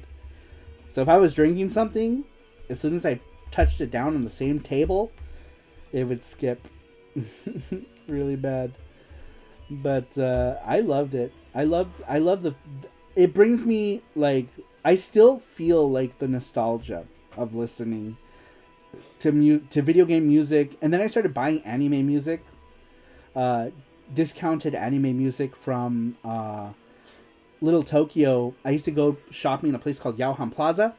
On the second floor where Pony Toy was, there were a bunch of other little vendors, and there was this vendor that sold like a bunch of housewares, but they also had like a bin of like CDs, and like a lot, for some reason it was all Star Child Records stuff that was discounted, $5, $10 for like anime soundtracks. And I used to get those. One of my first anime CD soundtracks was for something called NG Night Lamune and 40. I'd never even seen the anime before in my entire life, but the cover was so cute. The artwork was cute. And so I bought it, and I loved it. I loved the music. Even though I'd never seen the anime that it belongs to, I just bought it because it had cute anime shit on it. Same here, sorry. TG16 CD was my first CD player for years. I took it to high school, to study hall, a few times as the room had a TV cart. Friends and I would play it. They could not believe the sound. That's crazy. DJ, I never got my FX Unit Yuki comic. Oh no! I should have just given you one when you were here. We had them. Oh my god! Yeah. I'm so sorry. I should have just given you one. We sent them. Did we send them with this box? Last box, but some people ordered more. Oh, okay. Yeah, we just sent. Damn it! If I had known, I would have just given you one when you were here. Let's see here. That sounds about right. Probably. Is this a gift? Why are you sorry? It's a gift. It's a gift? What is this? Why? What are these? I don't know. Why are you giving me these? Are they like a toy? Merry Christmas. Merry Christmas. Merry Christmas. Oh, you did give me something for Christmas. Oh, I did. Jesse gave me something cool for Christmas. He did give me something cool. Alright, 2 a.m. here. Gotta go to bed now. Enjoy the rest of the stream, guys, and good night. Good night, Randrick. Thanks for stopping in. Alright. let's move on here. Next one comes to us from... You guys want to see? Look, Jesse got me this. Isn't that cool? Do you guys remember these? Anyone who likes the series? Dark Horse Comics did this whole, like, series of Bubblegum Crisis. I think this artist later on went to draw other stuff. Like, I remember seeing his artworks on, I think, on PSN magazine and stuff. By this... One of the artists ever met. I think there were a few of them. But, yeah, he got me this. Which is cool. I remember these Dark Horse comics of Bubblegum Crisis. Jesse got me that. I thought it was really cool. Adam Worm also did Dirty Pair and Empowered. Yeah! I remember those too. Were those also Dark Horse? Crisis also? Gun Bubble? Crisis Gun Bubble! But yeah, Jesse got me that. Alright, let's move on to the next one. Next one comes to us from Stry Stadium Arts. He says, would be... oh, no, there was 2 parts here. He says, first time ever using it was Big Shiny Tunes 2 on a CD player. That was really sweet because it had skip protection, and no one else in my foster home did. So all their shit would be skipping. But I get knocked down, but I get up again, would play without a hitch. As for games... My first ever experience was seeing Battle Arena Toshinden, and I thought it was complete garbage. No, did you really? I thought it was so impressive. I still don't like that game very much, haha. However, a recent experience was incredible. Not so much a CD, but an ODE of sorts, the Mega Everdrive Pro, playing Lunar 2, Eternal Blue. That cutscene, unfathomably incredible, he says. Thinking back to what it must have been like for people to see that back then, it would have been nuts. I was still shitting my pants over how fast Sonic the Hedgehog 2 was. It was really a sea change. It was really a sea change. It was... I'm not sure what he means. In much of the way we went from 16-bit to 32-bit, and from 32-bit to the 128-bit era. What they were now able to do propelled us forward, and the CD technology was the days of standing on the shoulder of giants with the amount of data that it could hold. Seeing things like Final Fantasy VII's cutscenes and that CD quality audio. I mean, one of my favorite game OSTs, Legend of Mana, was a cut above, and the N64 couldn't do shit like that. No way, no how, says Stry Stadium Arts. It couldn't. Yeah, Tub Thumping. What did he say? What did I read? He said... Yeah, that's it. First time ever using it was Big Shiny Tunes 2 on a CD player. Big Shiny Tunes 2. I'm guessing that's probably like a mixed thing, like how in America we had Now That's What I Call Music. Do you guys remember those? Oh, yeah. Now That's What I Call Music, volume 47, because they kept making those. I still have some. I think we found one. Yeah, we recently found one. I think it might have been the first one. I think it was the first one. I think it was the first one. I used to love getting those mixed things because I was never a big fan of any one particular band in the beginning, like in my early like I would say like US stuff. I guess it depended on who it was. It depended on who it was, really. But I used to like getting those to hear like other artists. It was like the music hits on the radio, basically. Yeah, you know, it was whatever was popular at the time. And you get those. I lived off those Sasaka Monsters. Yeah, but I had a bunch of those. And I had a bunch of like other ones that were like random mixes of those by like other companies. And they would put like other random things that weren't super popular. And that's how I discovered stuff. Back in the day, it was Kung Fu Records. They used to do like a lot of like punk rock and like ska stuff, and I would get all of the Kung Fu Records like compilation CDs, and I would listen to whoever they were producing at the time, Goldfinger, Tsunami Bomb, Zebrahead, and that's how I got into a lot of those like punk bands back in the day, was because Kung Fu Records did those compilation CDs, and so that's why I got into a lot of those bands were through those compilation CDs. And like back then I was like, oh man, I really like Zebrahead, and people were like, who the fuck is Zebrahead? Oh, the lead singer was so hot. Let's see. Star Park says, I like the Time Life CD collections. I don't know if you're... I don't know if I remember. I like Goldfinger. Matthew Roach says, if only we got... Now, that is what I call K-pop CDs. We did. Well, not us, but back when I was a kid, I used to collect those CDs as well. I started getting... in 1994, I started buying those Korean compilation things, and they were called Shinseide Choishinkayo. Try saying that 5 times fast. The Shinseide Choishinkayo CDs were, it was like, now that's what I call music for K-pop. And I still have a bunch of them. And I don't know if they were legal, because I never saw like any record label names on them, but I used to get them in a place called Music Plaza in Los Angeles. Right on Western. I don't know if we have any people who are familiar with Los Angeles, but on Western there used to be a big Korean place, the Koreatown Mall, and on the 3rd floor was a big music shop called what was it called? What did I just say it was called? Music Plaza. Jesus, Music Plaza. But yeah, I used to get those as well, and that's how I got into a lot of new K-pop bands at the time. It was just like a year after I started getting into K-pop as a teen. Show us your Kids Bop collection. Oh my God, Kids Bop.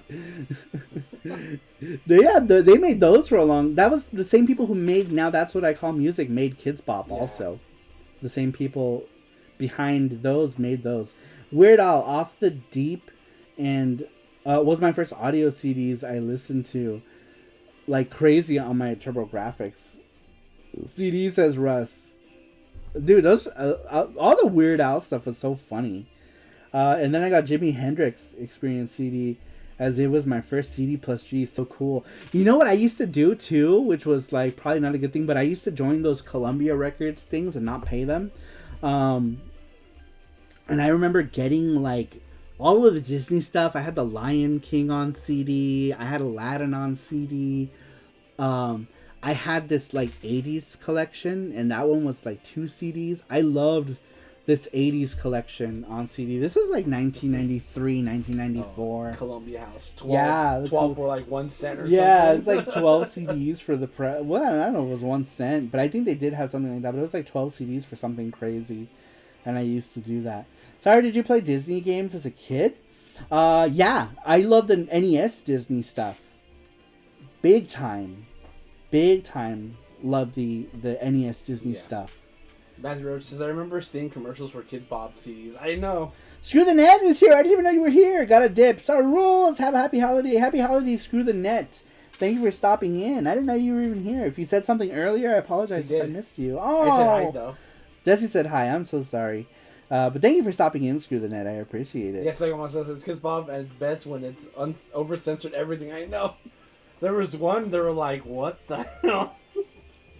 Like, it was a dirty song they translated it into kids' version. I was like, why would you do that? Really? Yeah.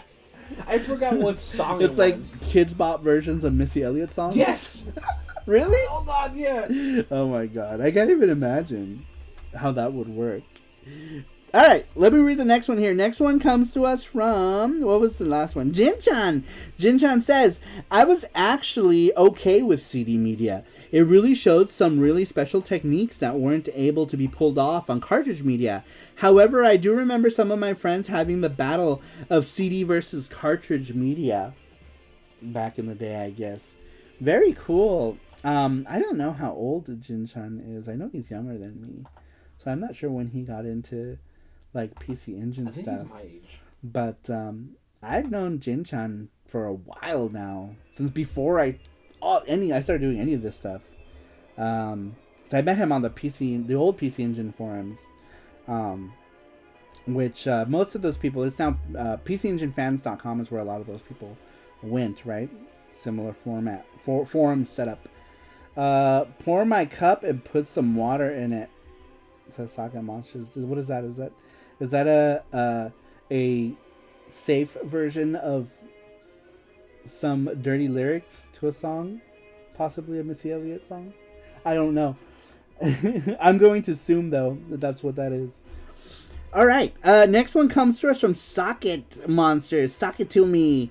Soccer Moms. He says, though they were a fad, discs would scratch and cartridges would endure.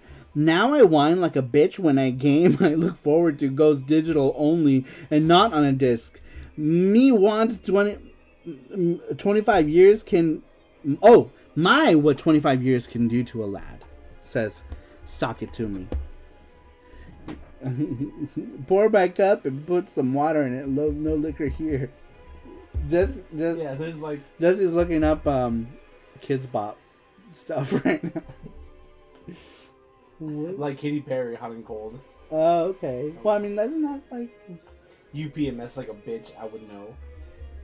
Perry says, we fight, we make up to her lover. While Kids Bop kept most of the lyrics the same, they changed the PMS line to, you change your mind, I would know. To we hug, we make up. What? That was not...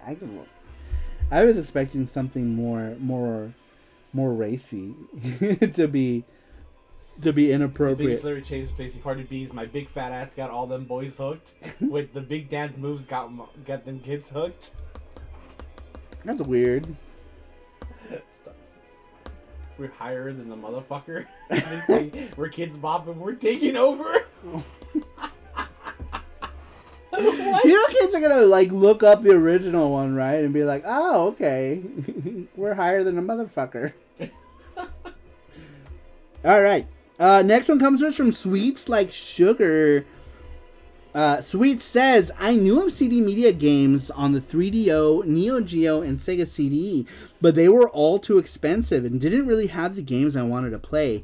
Living in the country and in the Midwest, I didn't know anyone with a CD-based system until the PlayStation was released. I can remember the hype and rivalry between Sega and Sony leading up to the North America launches of the units. At the time, I had just gotten a Model 1 Genesis a couple years earlier, and I couldn't wait for the Saturn to arrive and kick Sony's butt. I had picked up Virtua Racing for the Genesis, and I was able to see the power of 3D games for myself, so when I saw the first games on the PlayStation, I was less impressed. It would be a couple of years before I could save up enough money to buy a used console in Funko Land, but when I did, I got Darius Gaiden, Saturn Bomberman to start me off. The new system had been everything I had hoped for and more. I really loved the 3D interface for the launcher. I would spend hours just listening to music CDs with it too. The magic seemed like anything was possible. The 3D control pad, the Netlink adapter, expansion bays, RAM upgrades. The sky was the limit and Sega was going to take us to the moon.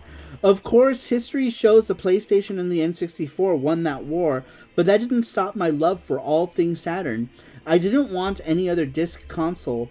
I'll always remember going down to Funko Land to look at the newest Saturn games and starting off my music collection with CDs at the time.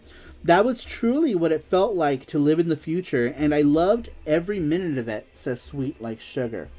That's so great. And I remember the music CD player thing. When the Saturn came out, I wanted one so bad, but the price of it is what kept me away, and I ended up getting a PlayStation when the PlayStation released, and I didn't get a Saturn until the Model 2s came out.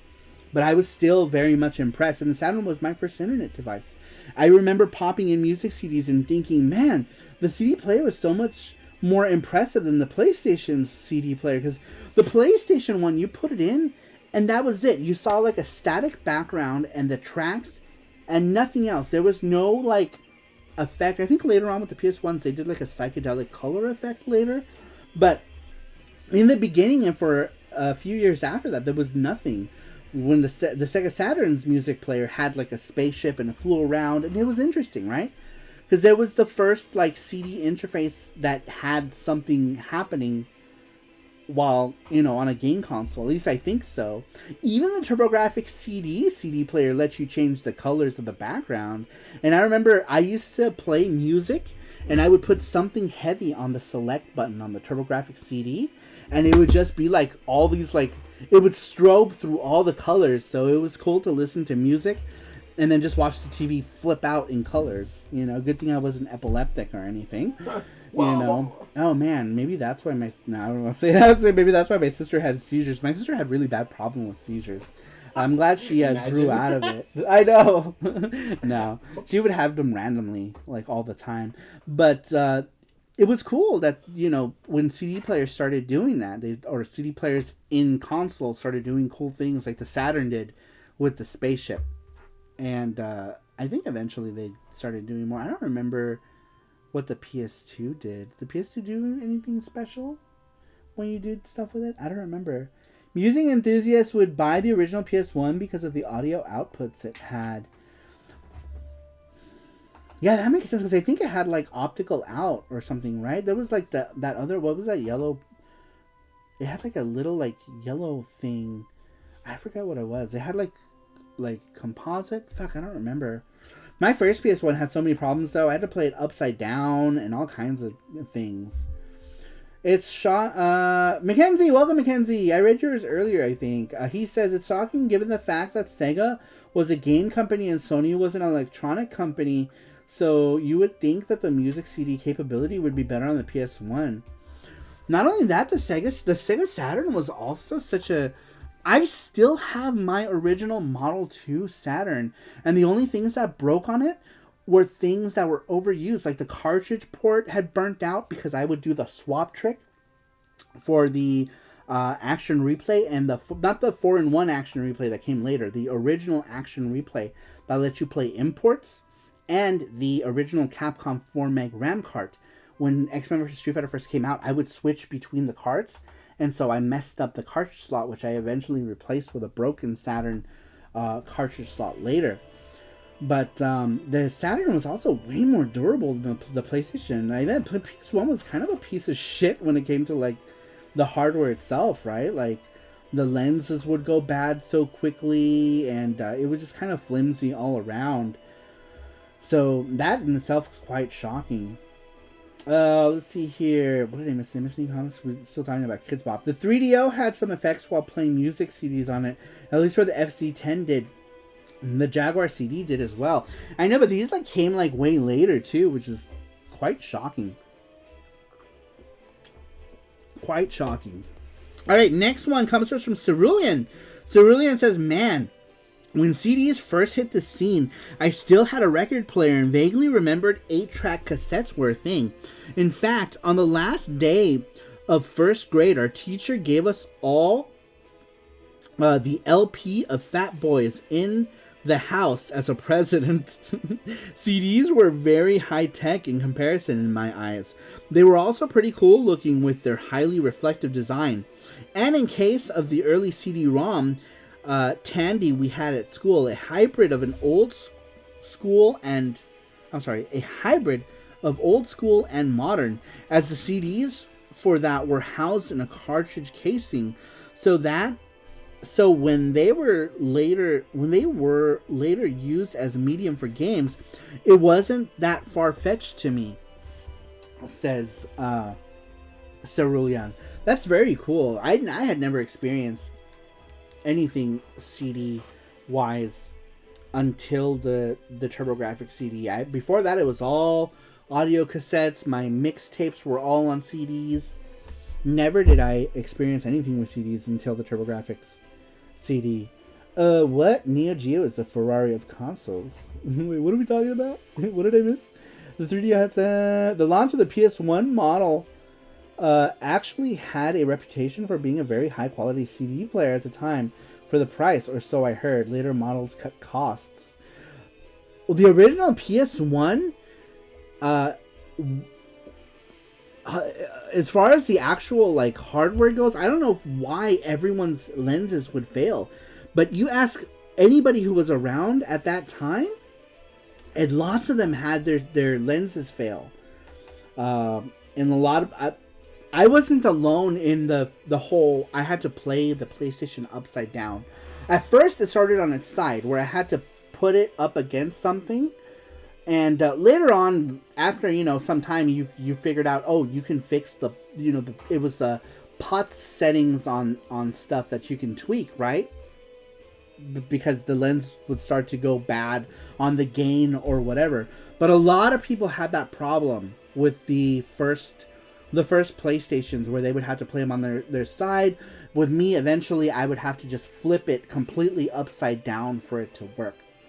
And that was a common issue. It was a common issue for a lot of people. My cousin too. So it might have been the highest quality as far as reading optical media and outputting optical media, but as far as their actual mechanism goes, the mechanism was built like shit. So yeah, that's what I want to say. The mechanism is, as far as hardware wise, yeah, it could have been like the best thing ever hardware wise to play optical media, but as far as its like mechanical design, I believe there were some flaws. If everyone's lenses were going bad. My launch PS1 was like that, says I'm borderline. I think a lot of people's launch PS1s had issues, and eventually everyone had to replace them, right? Like I had like 3 PS1s before the actual like smaller PS1 came out. Had to buy a second one a couple months later. Yeah, mine started fucking up only a few months after I had gotten it. It started messing up. And I had gotten one at the time. I got one for such a good deal. I knew a guy, his name was Shinichi. He had a store, which I still have the business card somewhere for that store. He was deported back to Japan, unfortunately. He couldn't stay. And he overstayed his visa and he got deported. Had to buy, let's see. Oh, interesting. I never knew. I only owned a PS1 a few years after release. Yeah, so yeah, the PS1 had major issues when it came to reading media over a short period of time. And it wasn't really until the 199 console right? You know, that makes perfect sense, because you guys remember when the PlayStation came out, it was like $199 or $299. Was it $299? It was $299. It was $299, right? I think it was $299 because the Saturn was $399, I believe. Yeah, I think it was $299. The guy came out and the thing, they did this whole Saturn thing, and then Sony came out and was like $299, and he walked away, and everyone was like, ah! Because it was $100 cheaper. But shit, man, they eventually failed. A lot of them failed. Trivia: which console had a worse CD lens, PS1 or FM Towns Marty? Either choice, you lose. Yeah, that's true. The Marty also had was infamous for the floppy drives going bad too. Floppy drives are a big issue as well. Matthew says FMV would skip a lot on the first models of the PS1. Yeah, dude, FMV started becoming an issue with. I remember when I got Resident Evil, it started already having problems, and the FMVs would skip, and then it just got so bad, and then that's how I discovered that I don't remember how I discovered that putting it on its side it would play better, because sometimes it would get so bad, and one day I remember I picked it up and I just put it on something and it just started working better, and then that started skipping after a while too, and then eventually I just started putting it upside down and it was working, and then eventually it just died completely. It just would not read CDs at all. I've gone through 3 PS1s with dead lasers. The last one I regret buying because it was the PS1 second model that removed the expansion port that Bleem used and other peripherals used. Yeah, that expansion port. I remember I had a VCD player that used that expansion port as well, which was really cool to have. That the PlayStation played VCDs. I was already playing VCDs way before that though, on the Saturn, but it was like way cheaper to get this expansion thing for the PlayStation than it was to get a Saturn card. Dude, I paid $99 for that card to play VCDs on the Saturn back then. I don't know what they go for now. Maybe they're cheaper, maybe they're not. Because I remember I bought a second one in Japan at Super Potato for like $30. I was like, fuck it. But I still have my original VCD card, and I paid $100 for that, or $120 for it. I paid quite a bit for it, and I think I bought it used too. But it was still It was a fairly new peripheral still. So Saturn had much better and durable CD laser even than the Dreamcast. I still scratch my head over how this can be possible, says Daniel. My Model 2 Saturn still reads CDs now, to this day, I played it not even that long ago. It still reads CDs fine, without any issues. My original Model 2 from 1997 still works. That Saturn has been with me everywhere. It's been with me across the globe. It's awesome. An arcade station. STV is my arcade Saturn. Says I'm borderline. That's true. Yeah, I remember so many of those games that you were playing. I was like, oh, this is on Saturn. This is on Saturn. This is on Saturn. Let's see here. I think. Oh yeah, put that on live chat, please. I think maybe that's why I'm not. Wait, that's what? Weird. That is weird. There you go. Live chat. Maybe that's why I'm not seeing some that you're seeing. Mine was on top chat too. All right, next one comes to us from Brandon Cruz. Brandon says, music CDs were already fairly common when I was growing up, though tapes were still popular. But when CD-ROMs were first introduced in the 90s, I was enchanted. I think what drew me to them was not only the marketing speak of more / better, but also the PR photos of CDs that enhanced the rainbow reflections on the optical surface. I don't remember if the first time I used CD-ROM media was when my parents bought a new computer with a drive already installed, or when they upgraded one of their desktops with one with a CD drive. I forget which happened first, as each of my parents had a computer, and they would sometimes upgrade the older of the two rather than replacing it entirely. Anyway, either the new computer or the upgrade shipped with a bunch of CD-ROM based software, Encyclopedia Britannica, Broilers, but also games like Iron Helix, The Incredible Machine, and more the most important for me at that tender age, The Seventh Guest. I say importantly because that game scared the shit out of me as an 8-year-old. These days I think it's delightfully campy, but I stopped playing at the annoying catacomb maze near the beginning. Myst, which was one of those landmark titles that really showed what CD-ROM games could do, was another one I remember clearly. I forget what age I was when I first finished that game, but I know I watched just about every minute of my brother's playthrough.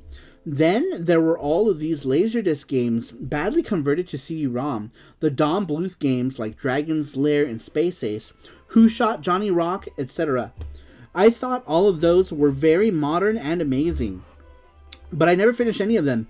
Inevitably, as time progressed and CD-ROM games became more ubiquitous, the magic of the medium gradually wore off. I think Final Fantasy VII marks the moment when that happened for me. Here was a game which, for all its bold art direction and CD-ROM enchanted cinematics, just simply didn't captivate me as much as its cartridge-based predecessors. It's at that point that the medium itself lost its novelty and became simply how games were made now. Things to be judged by their merits and not simply the new methods that they brought to the table.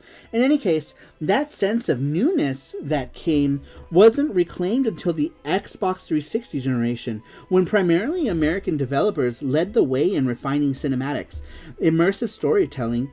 But it's not to reflect on these sea changes in media and also think of what things young people regard in the same light, which us adults may think of as mere gimmicks or just ordinary advances, says Brandon Cruz. That's interesting. I don't know why sometimes I trip up on words.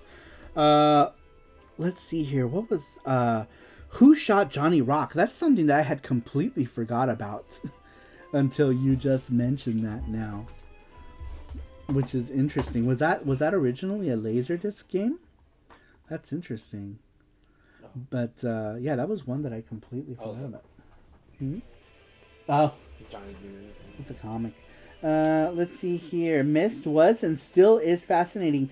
They supposedly spent time figuring out where to put data next to other data on the disk in order to shorten load times. That is interesting. Interesting. This is Stalking Monsters. Just a curious question. Since the Atari Jaguar got a CD add-on while the N64 didn't, does that mean that the Jag is a better console by default? How many actual CD games were on the Jaguar? There weren't many, right? Weren't there only like maybe a dozen CD games, or maybe less? I think those also had really bad hardware issues, didn't they? Didn't the Jaguar CDs? Didn't those break a lot too?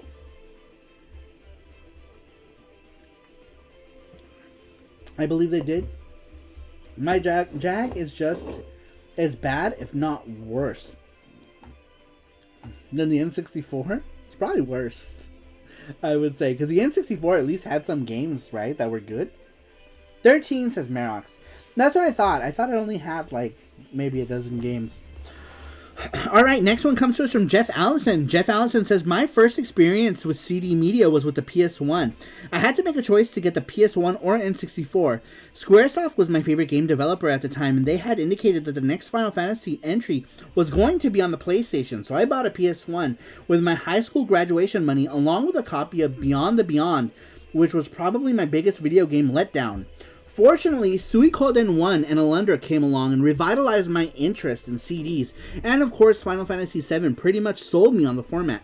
Now that the majority of my game collection is in CDs, and with the release of the Polymega, I can access older CD games I missed, or were simply unavailable due to region locking or other language barriers, says Jeff. Very cool, and that is true. Like, so many things that are coming out now, like fan translations. Recently we got fan translation of Bulk Slash, right, which is cool. And then a bunch of stuff like CD Romance has a bunch of games that are translated that will play on the Polymega that you can just burn and play on your Polymega. Beyond the Beyond Arukaza, I don't even know what is the second one you're trying to say. Ark the Lad. Ark the Lad. That's what it is. Ark the Lad. Aruka Zararudo. Zarado. Aruka. I think it was, yeah, Aruku Zarado. What do you keep getting? Where are you getting all these caps from? What are you unscrewing? Look, Jesse keeps putting like caps to stuff over here. And now I'm wondering what all these caps are coming from. Where are you remembering this from? I don't know. You're being mischievous. Now Unit 2 has an English What? When did I miss this news? Unit 2 has an English translation? Son of a bitch. I need to play it. Translation for Unearth and Xanadu. I know. Those are the ones I'm like, man, if Unearth Fantasy Stories gets a translation, I don't know. I think I would give up a testicle. How do you say washu? I need the katakana for that so I can pronounce that properly, so I can see what that's supposed to be, how that's pronounced. Wachin for Saturn is going to get an English fan translation. It's being worked on.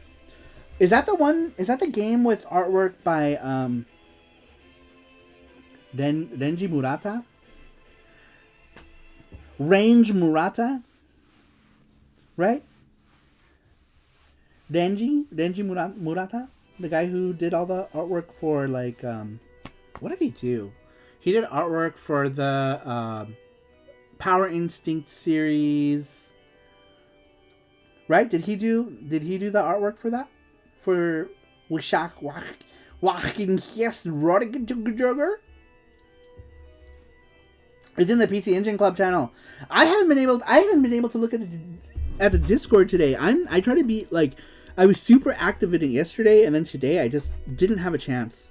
Was that posted today? Holy shit balls. I didn't even freaking know it. Oh man, I gotta play it. Translation for Steam Hearts. I wish more Sega Saturn games would get more releases in North America and Europe back in the day. Stupid Bernie Stoller. Saturn ain't our future. Says that over a year and a half before the DC launch. Oh my god. Trying to figure out how to help you pronounce that, Saru. What if you can just... I think if I can figure out where the katakana is for that game, let me look it up. Let me just look it up. Oh my god, if I can even spell it. There we go. Now let's look for how this is written in English. In Japanese. Sega Satan.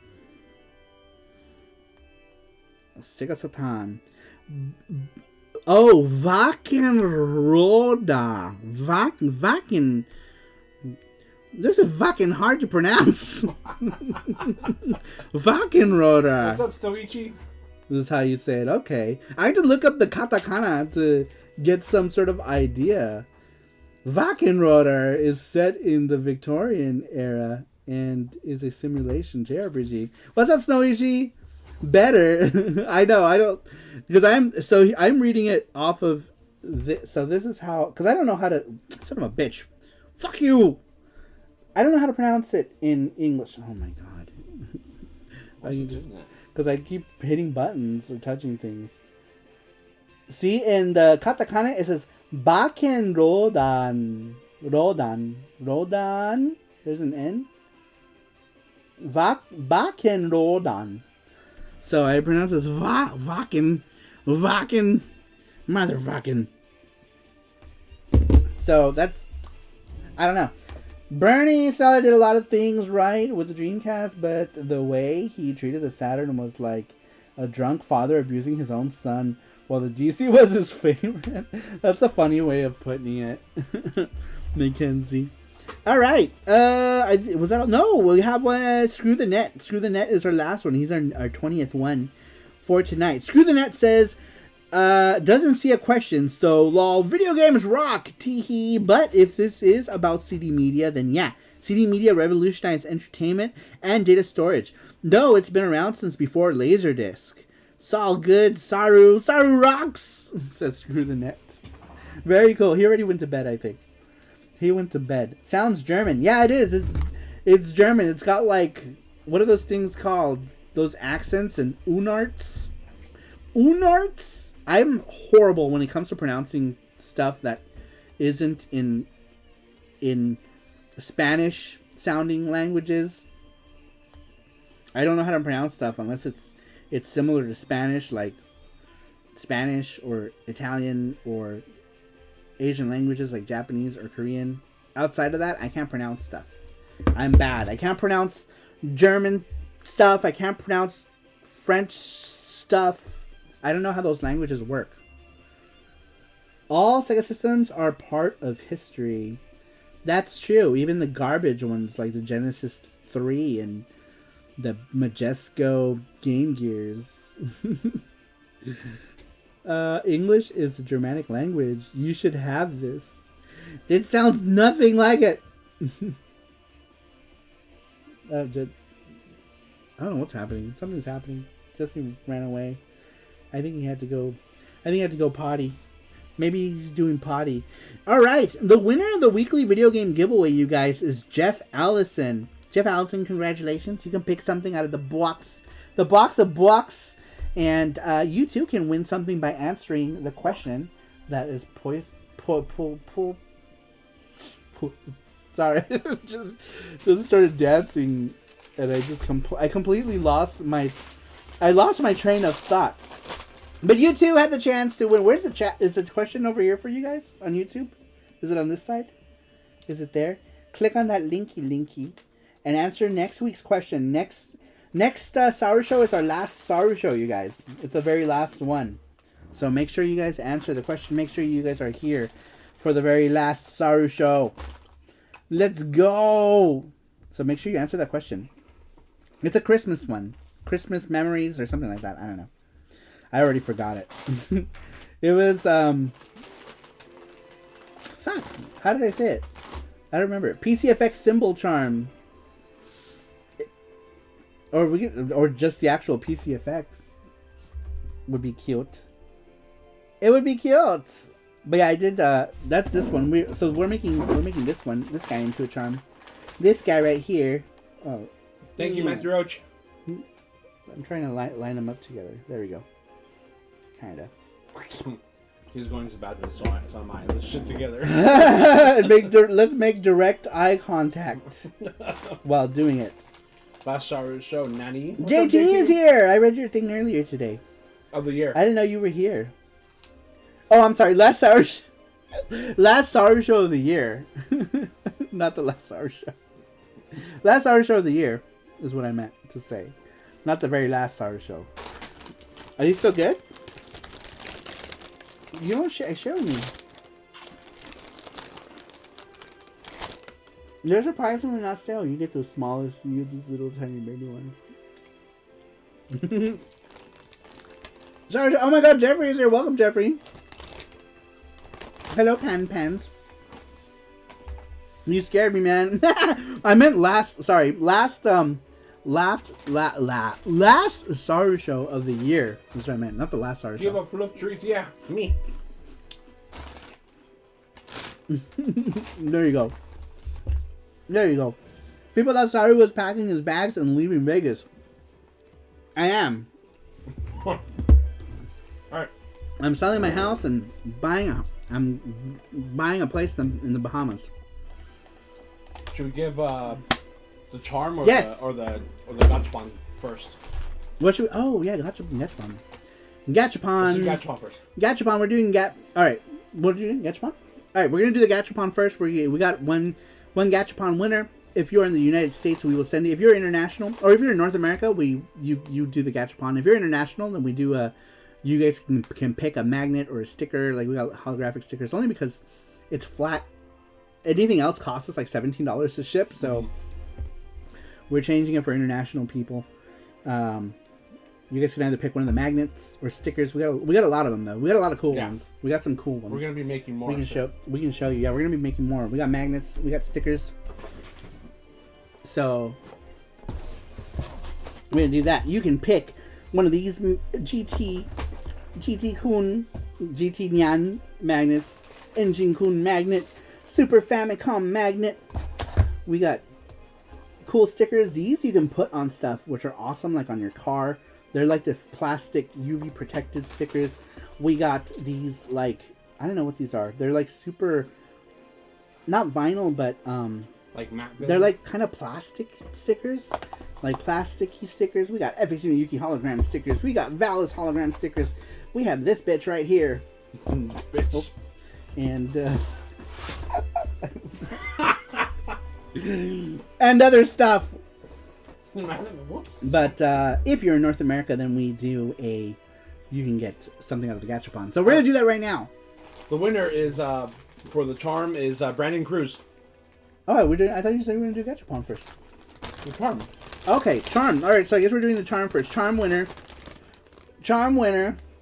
Yeah, what did you drop? What was that? I didn't drop anything.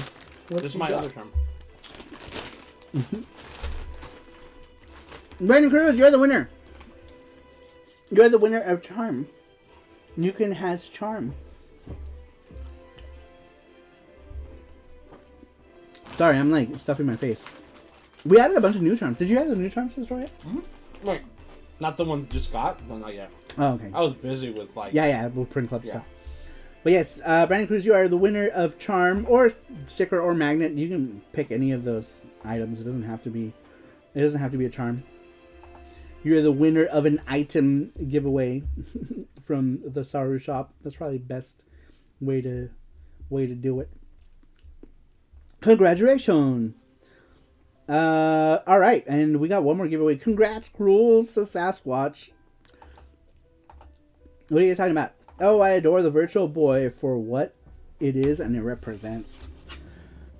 Pan says, "Are you boys staying in town for Christmas?" Yeah, we are. We are. Jesse's parents are gonna come, so we're gonna do things with his parents. Thank you, Matthew Roach, and yeah, Brandon Cruz just messaged me, and the link, Matthew Roach link. That's where you get it. Thank you again. He says, "Oh, cool, thanks."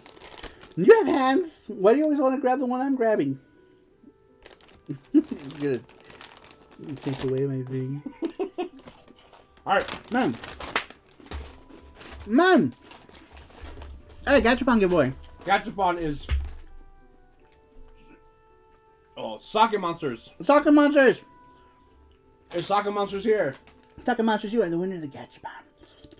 Wait, no, it's Soccer Moms. Soccer Moms. Stars, stop eating Cheetos right now! They're mine! Face hates Cheetos. He does? Mm-hmm. He hates them. And he's like, Cheetos are disgusting. They're an abomination from the devil. An abomination. Where's his head? Oh, it's right here. I know, he's headless. Headless. He's Homeless. homeless. He's here! Holy fucking moly, says Soccer Moms. Soccer Moms. Soccer Moms. Says, are you here? Gotcha who needs you. Gotcha who needs you. Super Bowl! You made it! Super Bowl! The Super Bowl is here. Welcome, Super Bowl. We were talking about you earlier. Oh, since Soccer Monsters is elite, you can choose from the Gachapon. Oh, that's right. Or the Wheel of Death. The wheelie. That's right. Elite people can do either Gachapon, or you can do the wheel. The Wheel of Destruction. What is this? What's in here? Oh, it's a doll sim. Yeah. It's a doll sim. Okay, we'll put you in here.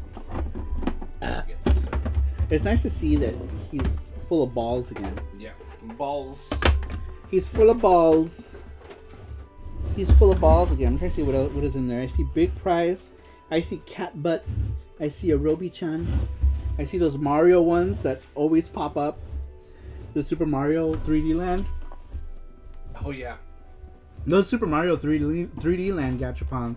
Oh, I thought someone picked the Bullet Bill. Didn't somebody pick him? No. Did they change their mind? I thought somebody had picked him. They didn't. Oh, okay. So yeah, those Super Mario 3D. Why not the wheel? I never got to do the wheel. All right, so we're gonna do the wheel. Here's wheel.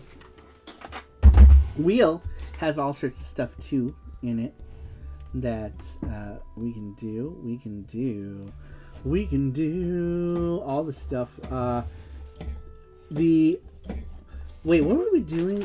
Beakerman says Turbro CDs nuts hype, says Beakerman. Thank you very much. That gets Beakerman his name on Turbro's CDs nuts package, as well as a Turbro CD to go along with his Turbro. I know you have Turbro, right? I think Yeah. I think he was the sponsor for Turbro. So now you can put them together and they can make kissy. They can make kissy. They can make kissy together. Alright, so yeah, there's a bunch of stuff on the wheel. There's a Big Prize. How many times Big Prize? Big Prize should be here at least 3 times. Let's see. Big Prize, Big Prize, Big Prize. Okay, good. Good. And then what else is here? Saru Charm, FX Unit Yuki. We need to redraw in. Yeah. Sometimes we touch stuff. Video game. $20 off Saru Web. $10 gift card. That's $10 gift card to anything, but that's only if you're in the United States, because we can't buy international cards, right? No. Alright, here we go, you guys. Here we go. Socket Monsters. Sorry you get an analog pocket. Just got mine and it's divine. No, I want one. But it's I missed the pre-order, so at this point I'm like, I'm never gonna get one. And if I pre-order it now, I won't get it till 2023, so fuck that noise. I did want one though. Would have been cool. Would have been cool, but c'est la vie. Where's the Bowser spot? I know, right? We need the Bowser spot. Knocks you back to the beginning of the map. Saru Charms are still available. You give us that is still shocking to me, says Matthew Roach. A number of them are gone forever, right? Like Popful Mail is gone forever. There were some other ones. I need to check. There's some that are gone forever. Gone. Jesse's gone forever. But there's some. Alright, here we go. Let's go, you guys. Alright, let's spin the wheel. Shut up, Saru. Do the thing. Do the thing. Alright, here we go. Let me get the wheel. Yeah, Matthew Roach said that too. Jesse's gone forever. Jesse's gone forever. Alright, here we go, you guys. Good luck to Socket Monsters.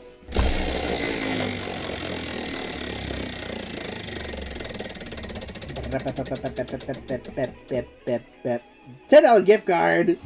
All right, that means that's $10 gift card to any of the three big ones, Yep. right? $10 gift card to either Amazon, Nintendo Shop, or PSN. PSN, yeah. PSN, Nintendo Shop, or Amazon. You get to pick. You pick. Engine Kun is gone too. Both are is V2 Engine Kun all gone? No, the V2 is still up. I think the V2, the keychain version of him is still up. I think the charm version of Engine Kun is long gone. So yeah, Engine Kun Charm is gone forever. His keychain counterpart, I think there's still some of him left. Let me try to get in the shot here. There we go. Perfect. Amazonian. What? Amazonian? Yes, sir. Get that boy a gift card. $10 gift card for Saru and Jesse to pay up Socket Monsters for services rendered, like fellatio.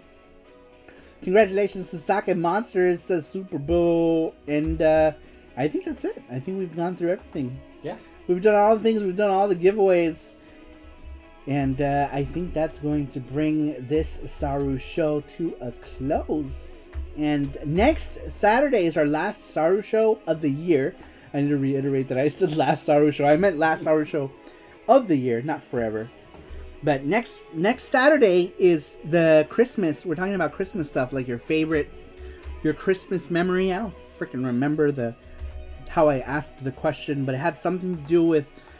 It's up there. You can read it. Click on the link. It's, I think, what is your favorite video game memory? Christmas slash holidays. We're trying to be inclusive. Christmas slash holiday video game memories. Last Saru show ever. I'm going to miss you all since we can't see you. No. Sarumas. Sarumas. You spell mas like more. Sarumas. Merry Sarumas. Christmas nights. Into dreams. Into butts.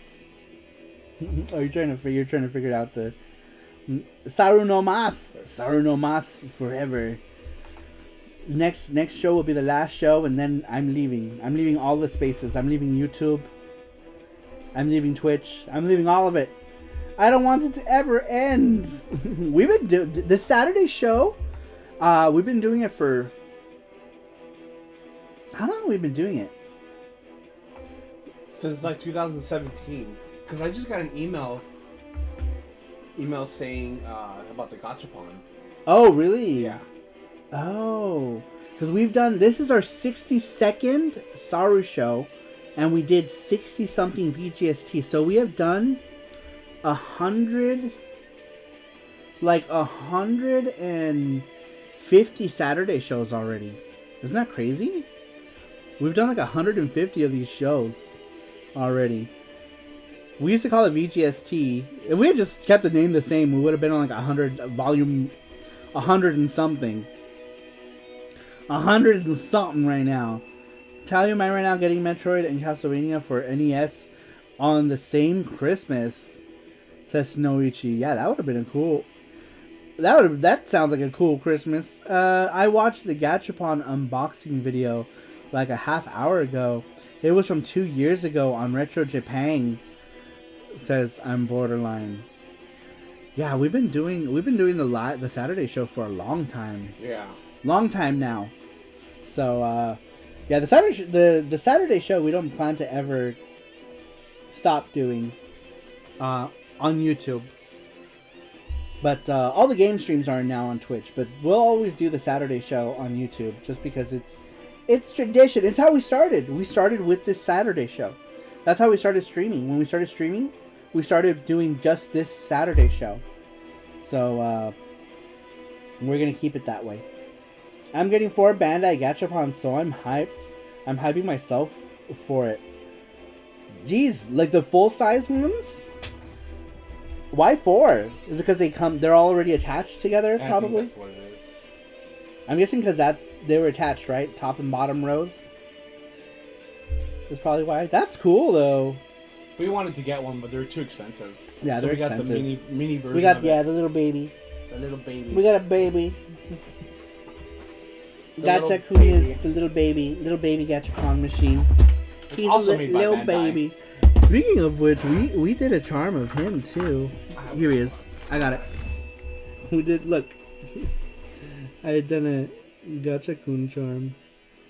Down to all the little details. Including the paper face, which is just drawn on the back. I drew as soon as I got this. I had drawn that face on the back of the paper. But yeah, we had done a charm of him. If I turn him this way, you can. There you go. Now it looks. Now you can see it. You can see the resemblance clearly. I'm going to do one row for stream giveaways and one row for my nieces when they come into my room. Oh, that's cute! Pan Pan says he's perfect. That's awesome on Borderline. Thank you, Pan Pans. Can you hold my elite box? No, we just Oh sent no, it. we sent it already. We sent everyone's elite boxes. No. All of the print club stuff is gone. All of it. We've sent everyone's print club stuff out already. We sent it all out in the hopes that most of it will get there before Christmas, but I still feel like every year someone always gets their stuff after Christmas because USPS. Well, hopefully it's late. Yeah. So hopefully Sorry. it's late. Sorry about that. Yeah, we usually always try to send it between like the 15th, 16th. That's usually when we try to do it of every quarter. Especially December. December, I think the cutoff is the 17th. Is the Christmas cutoff. Which is stupid because people still don't get... Like, some people still get them late. But yeah, our cat sitter will probably bring it inside. Okay. Hopefully. We'll give you the tracking number for it. And that maybe that way you can track and see when it comes. So that you can tell your cat sitter what day it's going to come. So, don't forget, please get Beakerman's tracking to him. Yeah. I'll do that right now. Yeah, Jesse's gonna send you the tracking right now for it. We haven't had like a free moment, but yeah, we'll get all the tracking numbers to everybody. Anyone who had a box is going to get a tracking number. All the elite people will get your tracking numbers so that you guys know where it's at. Look how cute he is. I think we still have this. Did we ever put him on the shop yet? No, not yet.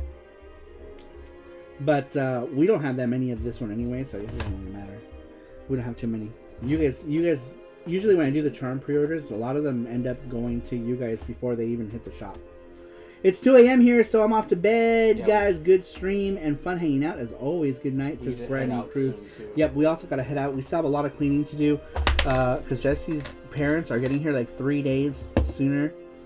So we got a lot to clean up. My girlfriend will devour my snacks when she finds them first.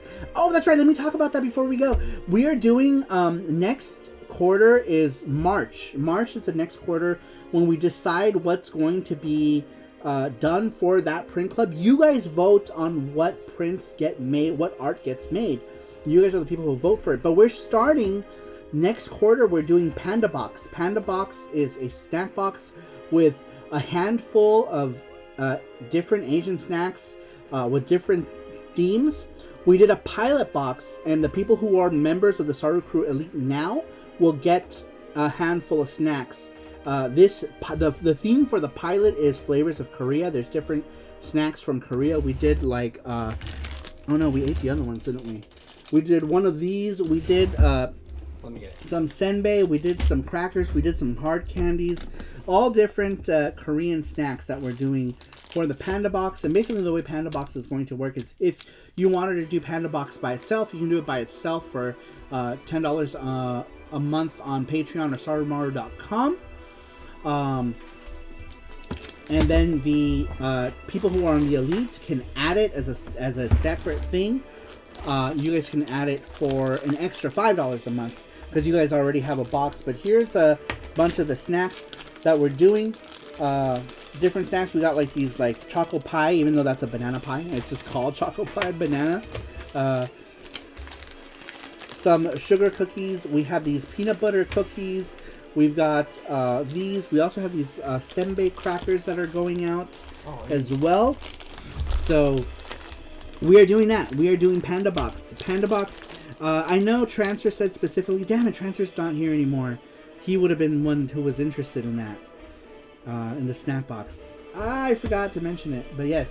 I remember Transfer was one of the people who was saying that he was specifically interested in one. Mark Dell, I know, was one person who was interested in it. So the people who are part of Elite are already getting the first... You guys are already getting the first pilot box.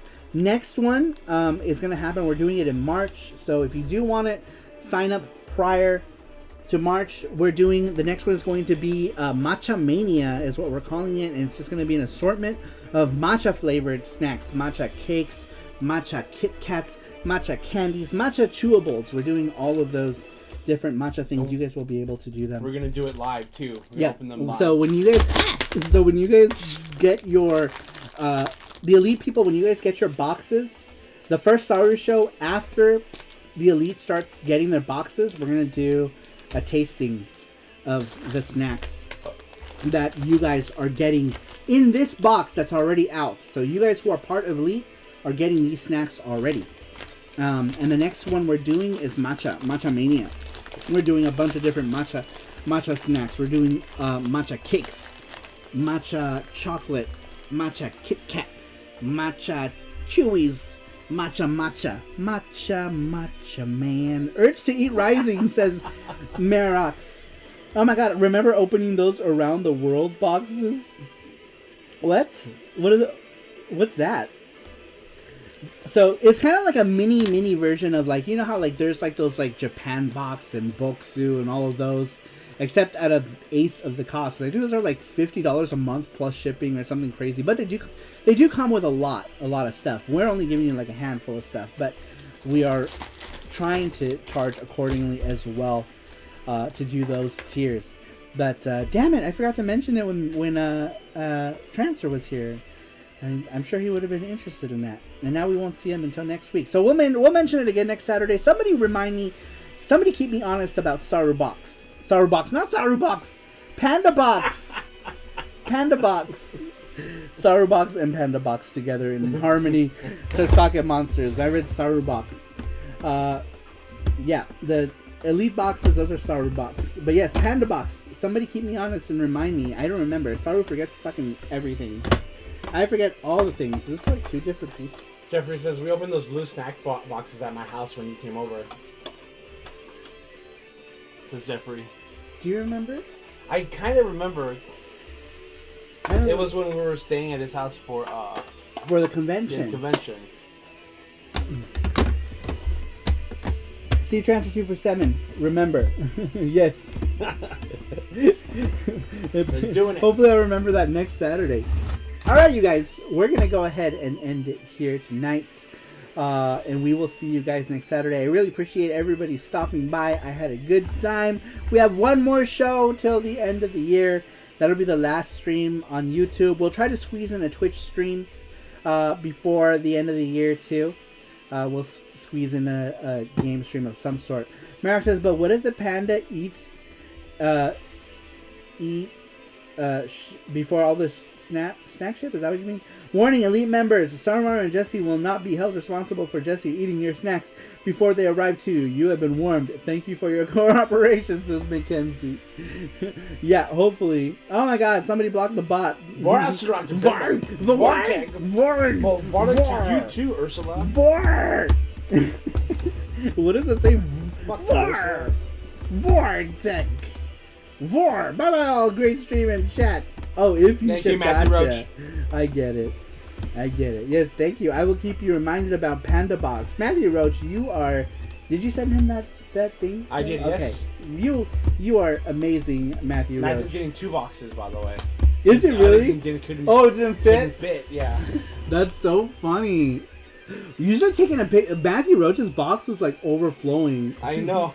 I guess Jesse had to do two separate boxes for Matthew. Your box is huge. Huge box. Matthew box was big, full of stuff. I'll send you a tracking. Yeah, I'll probably do it either after I'm done cleaning the house. Yeah. Alright, we gotta go. So, alright, you guys. Thanks, everybody, for stopping in, and I will see you all next time. Bye-bye.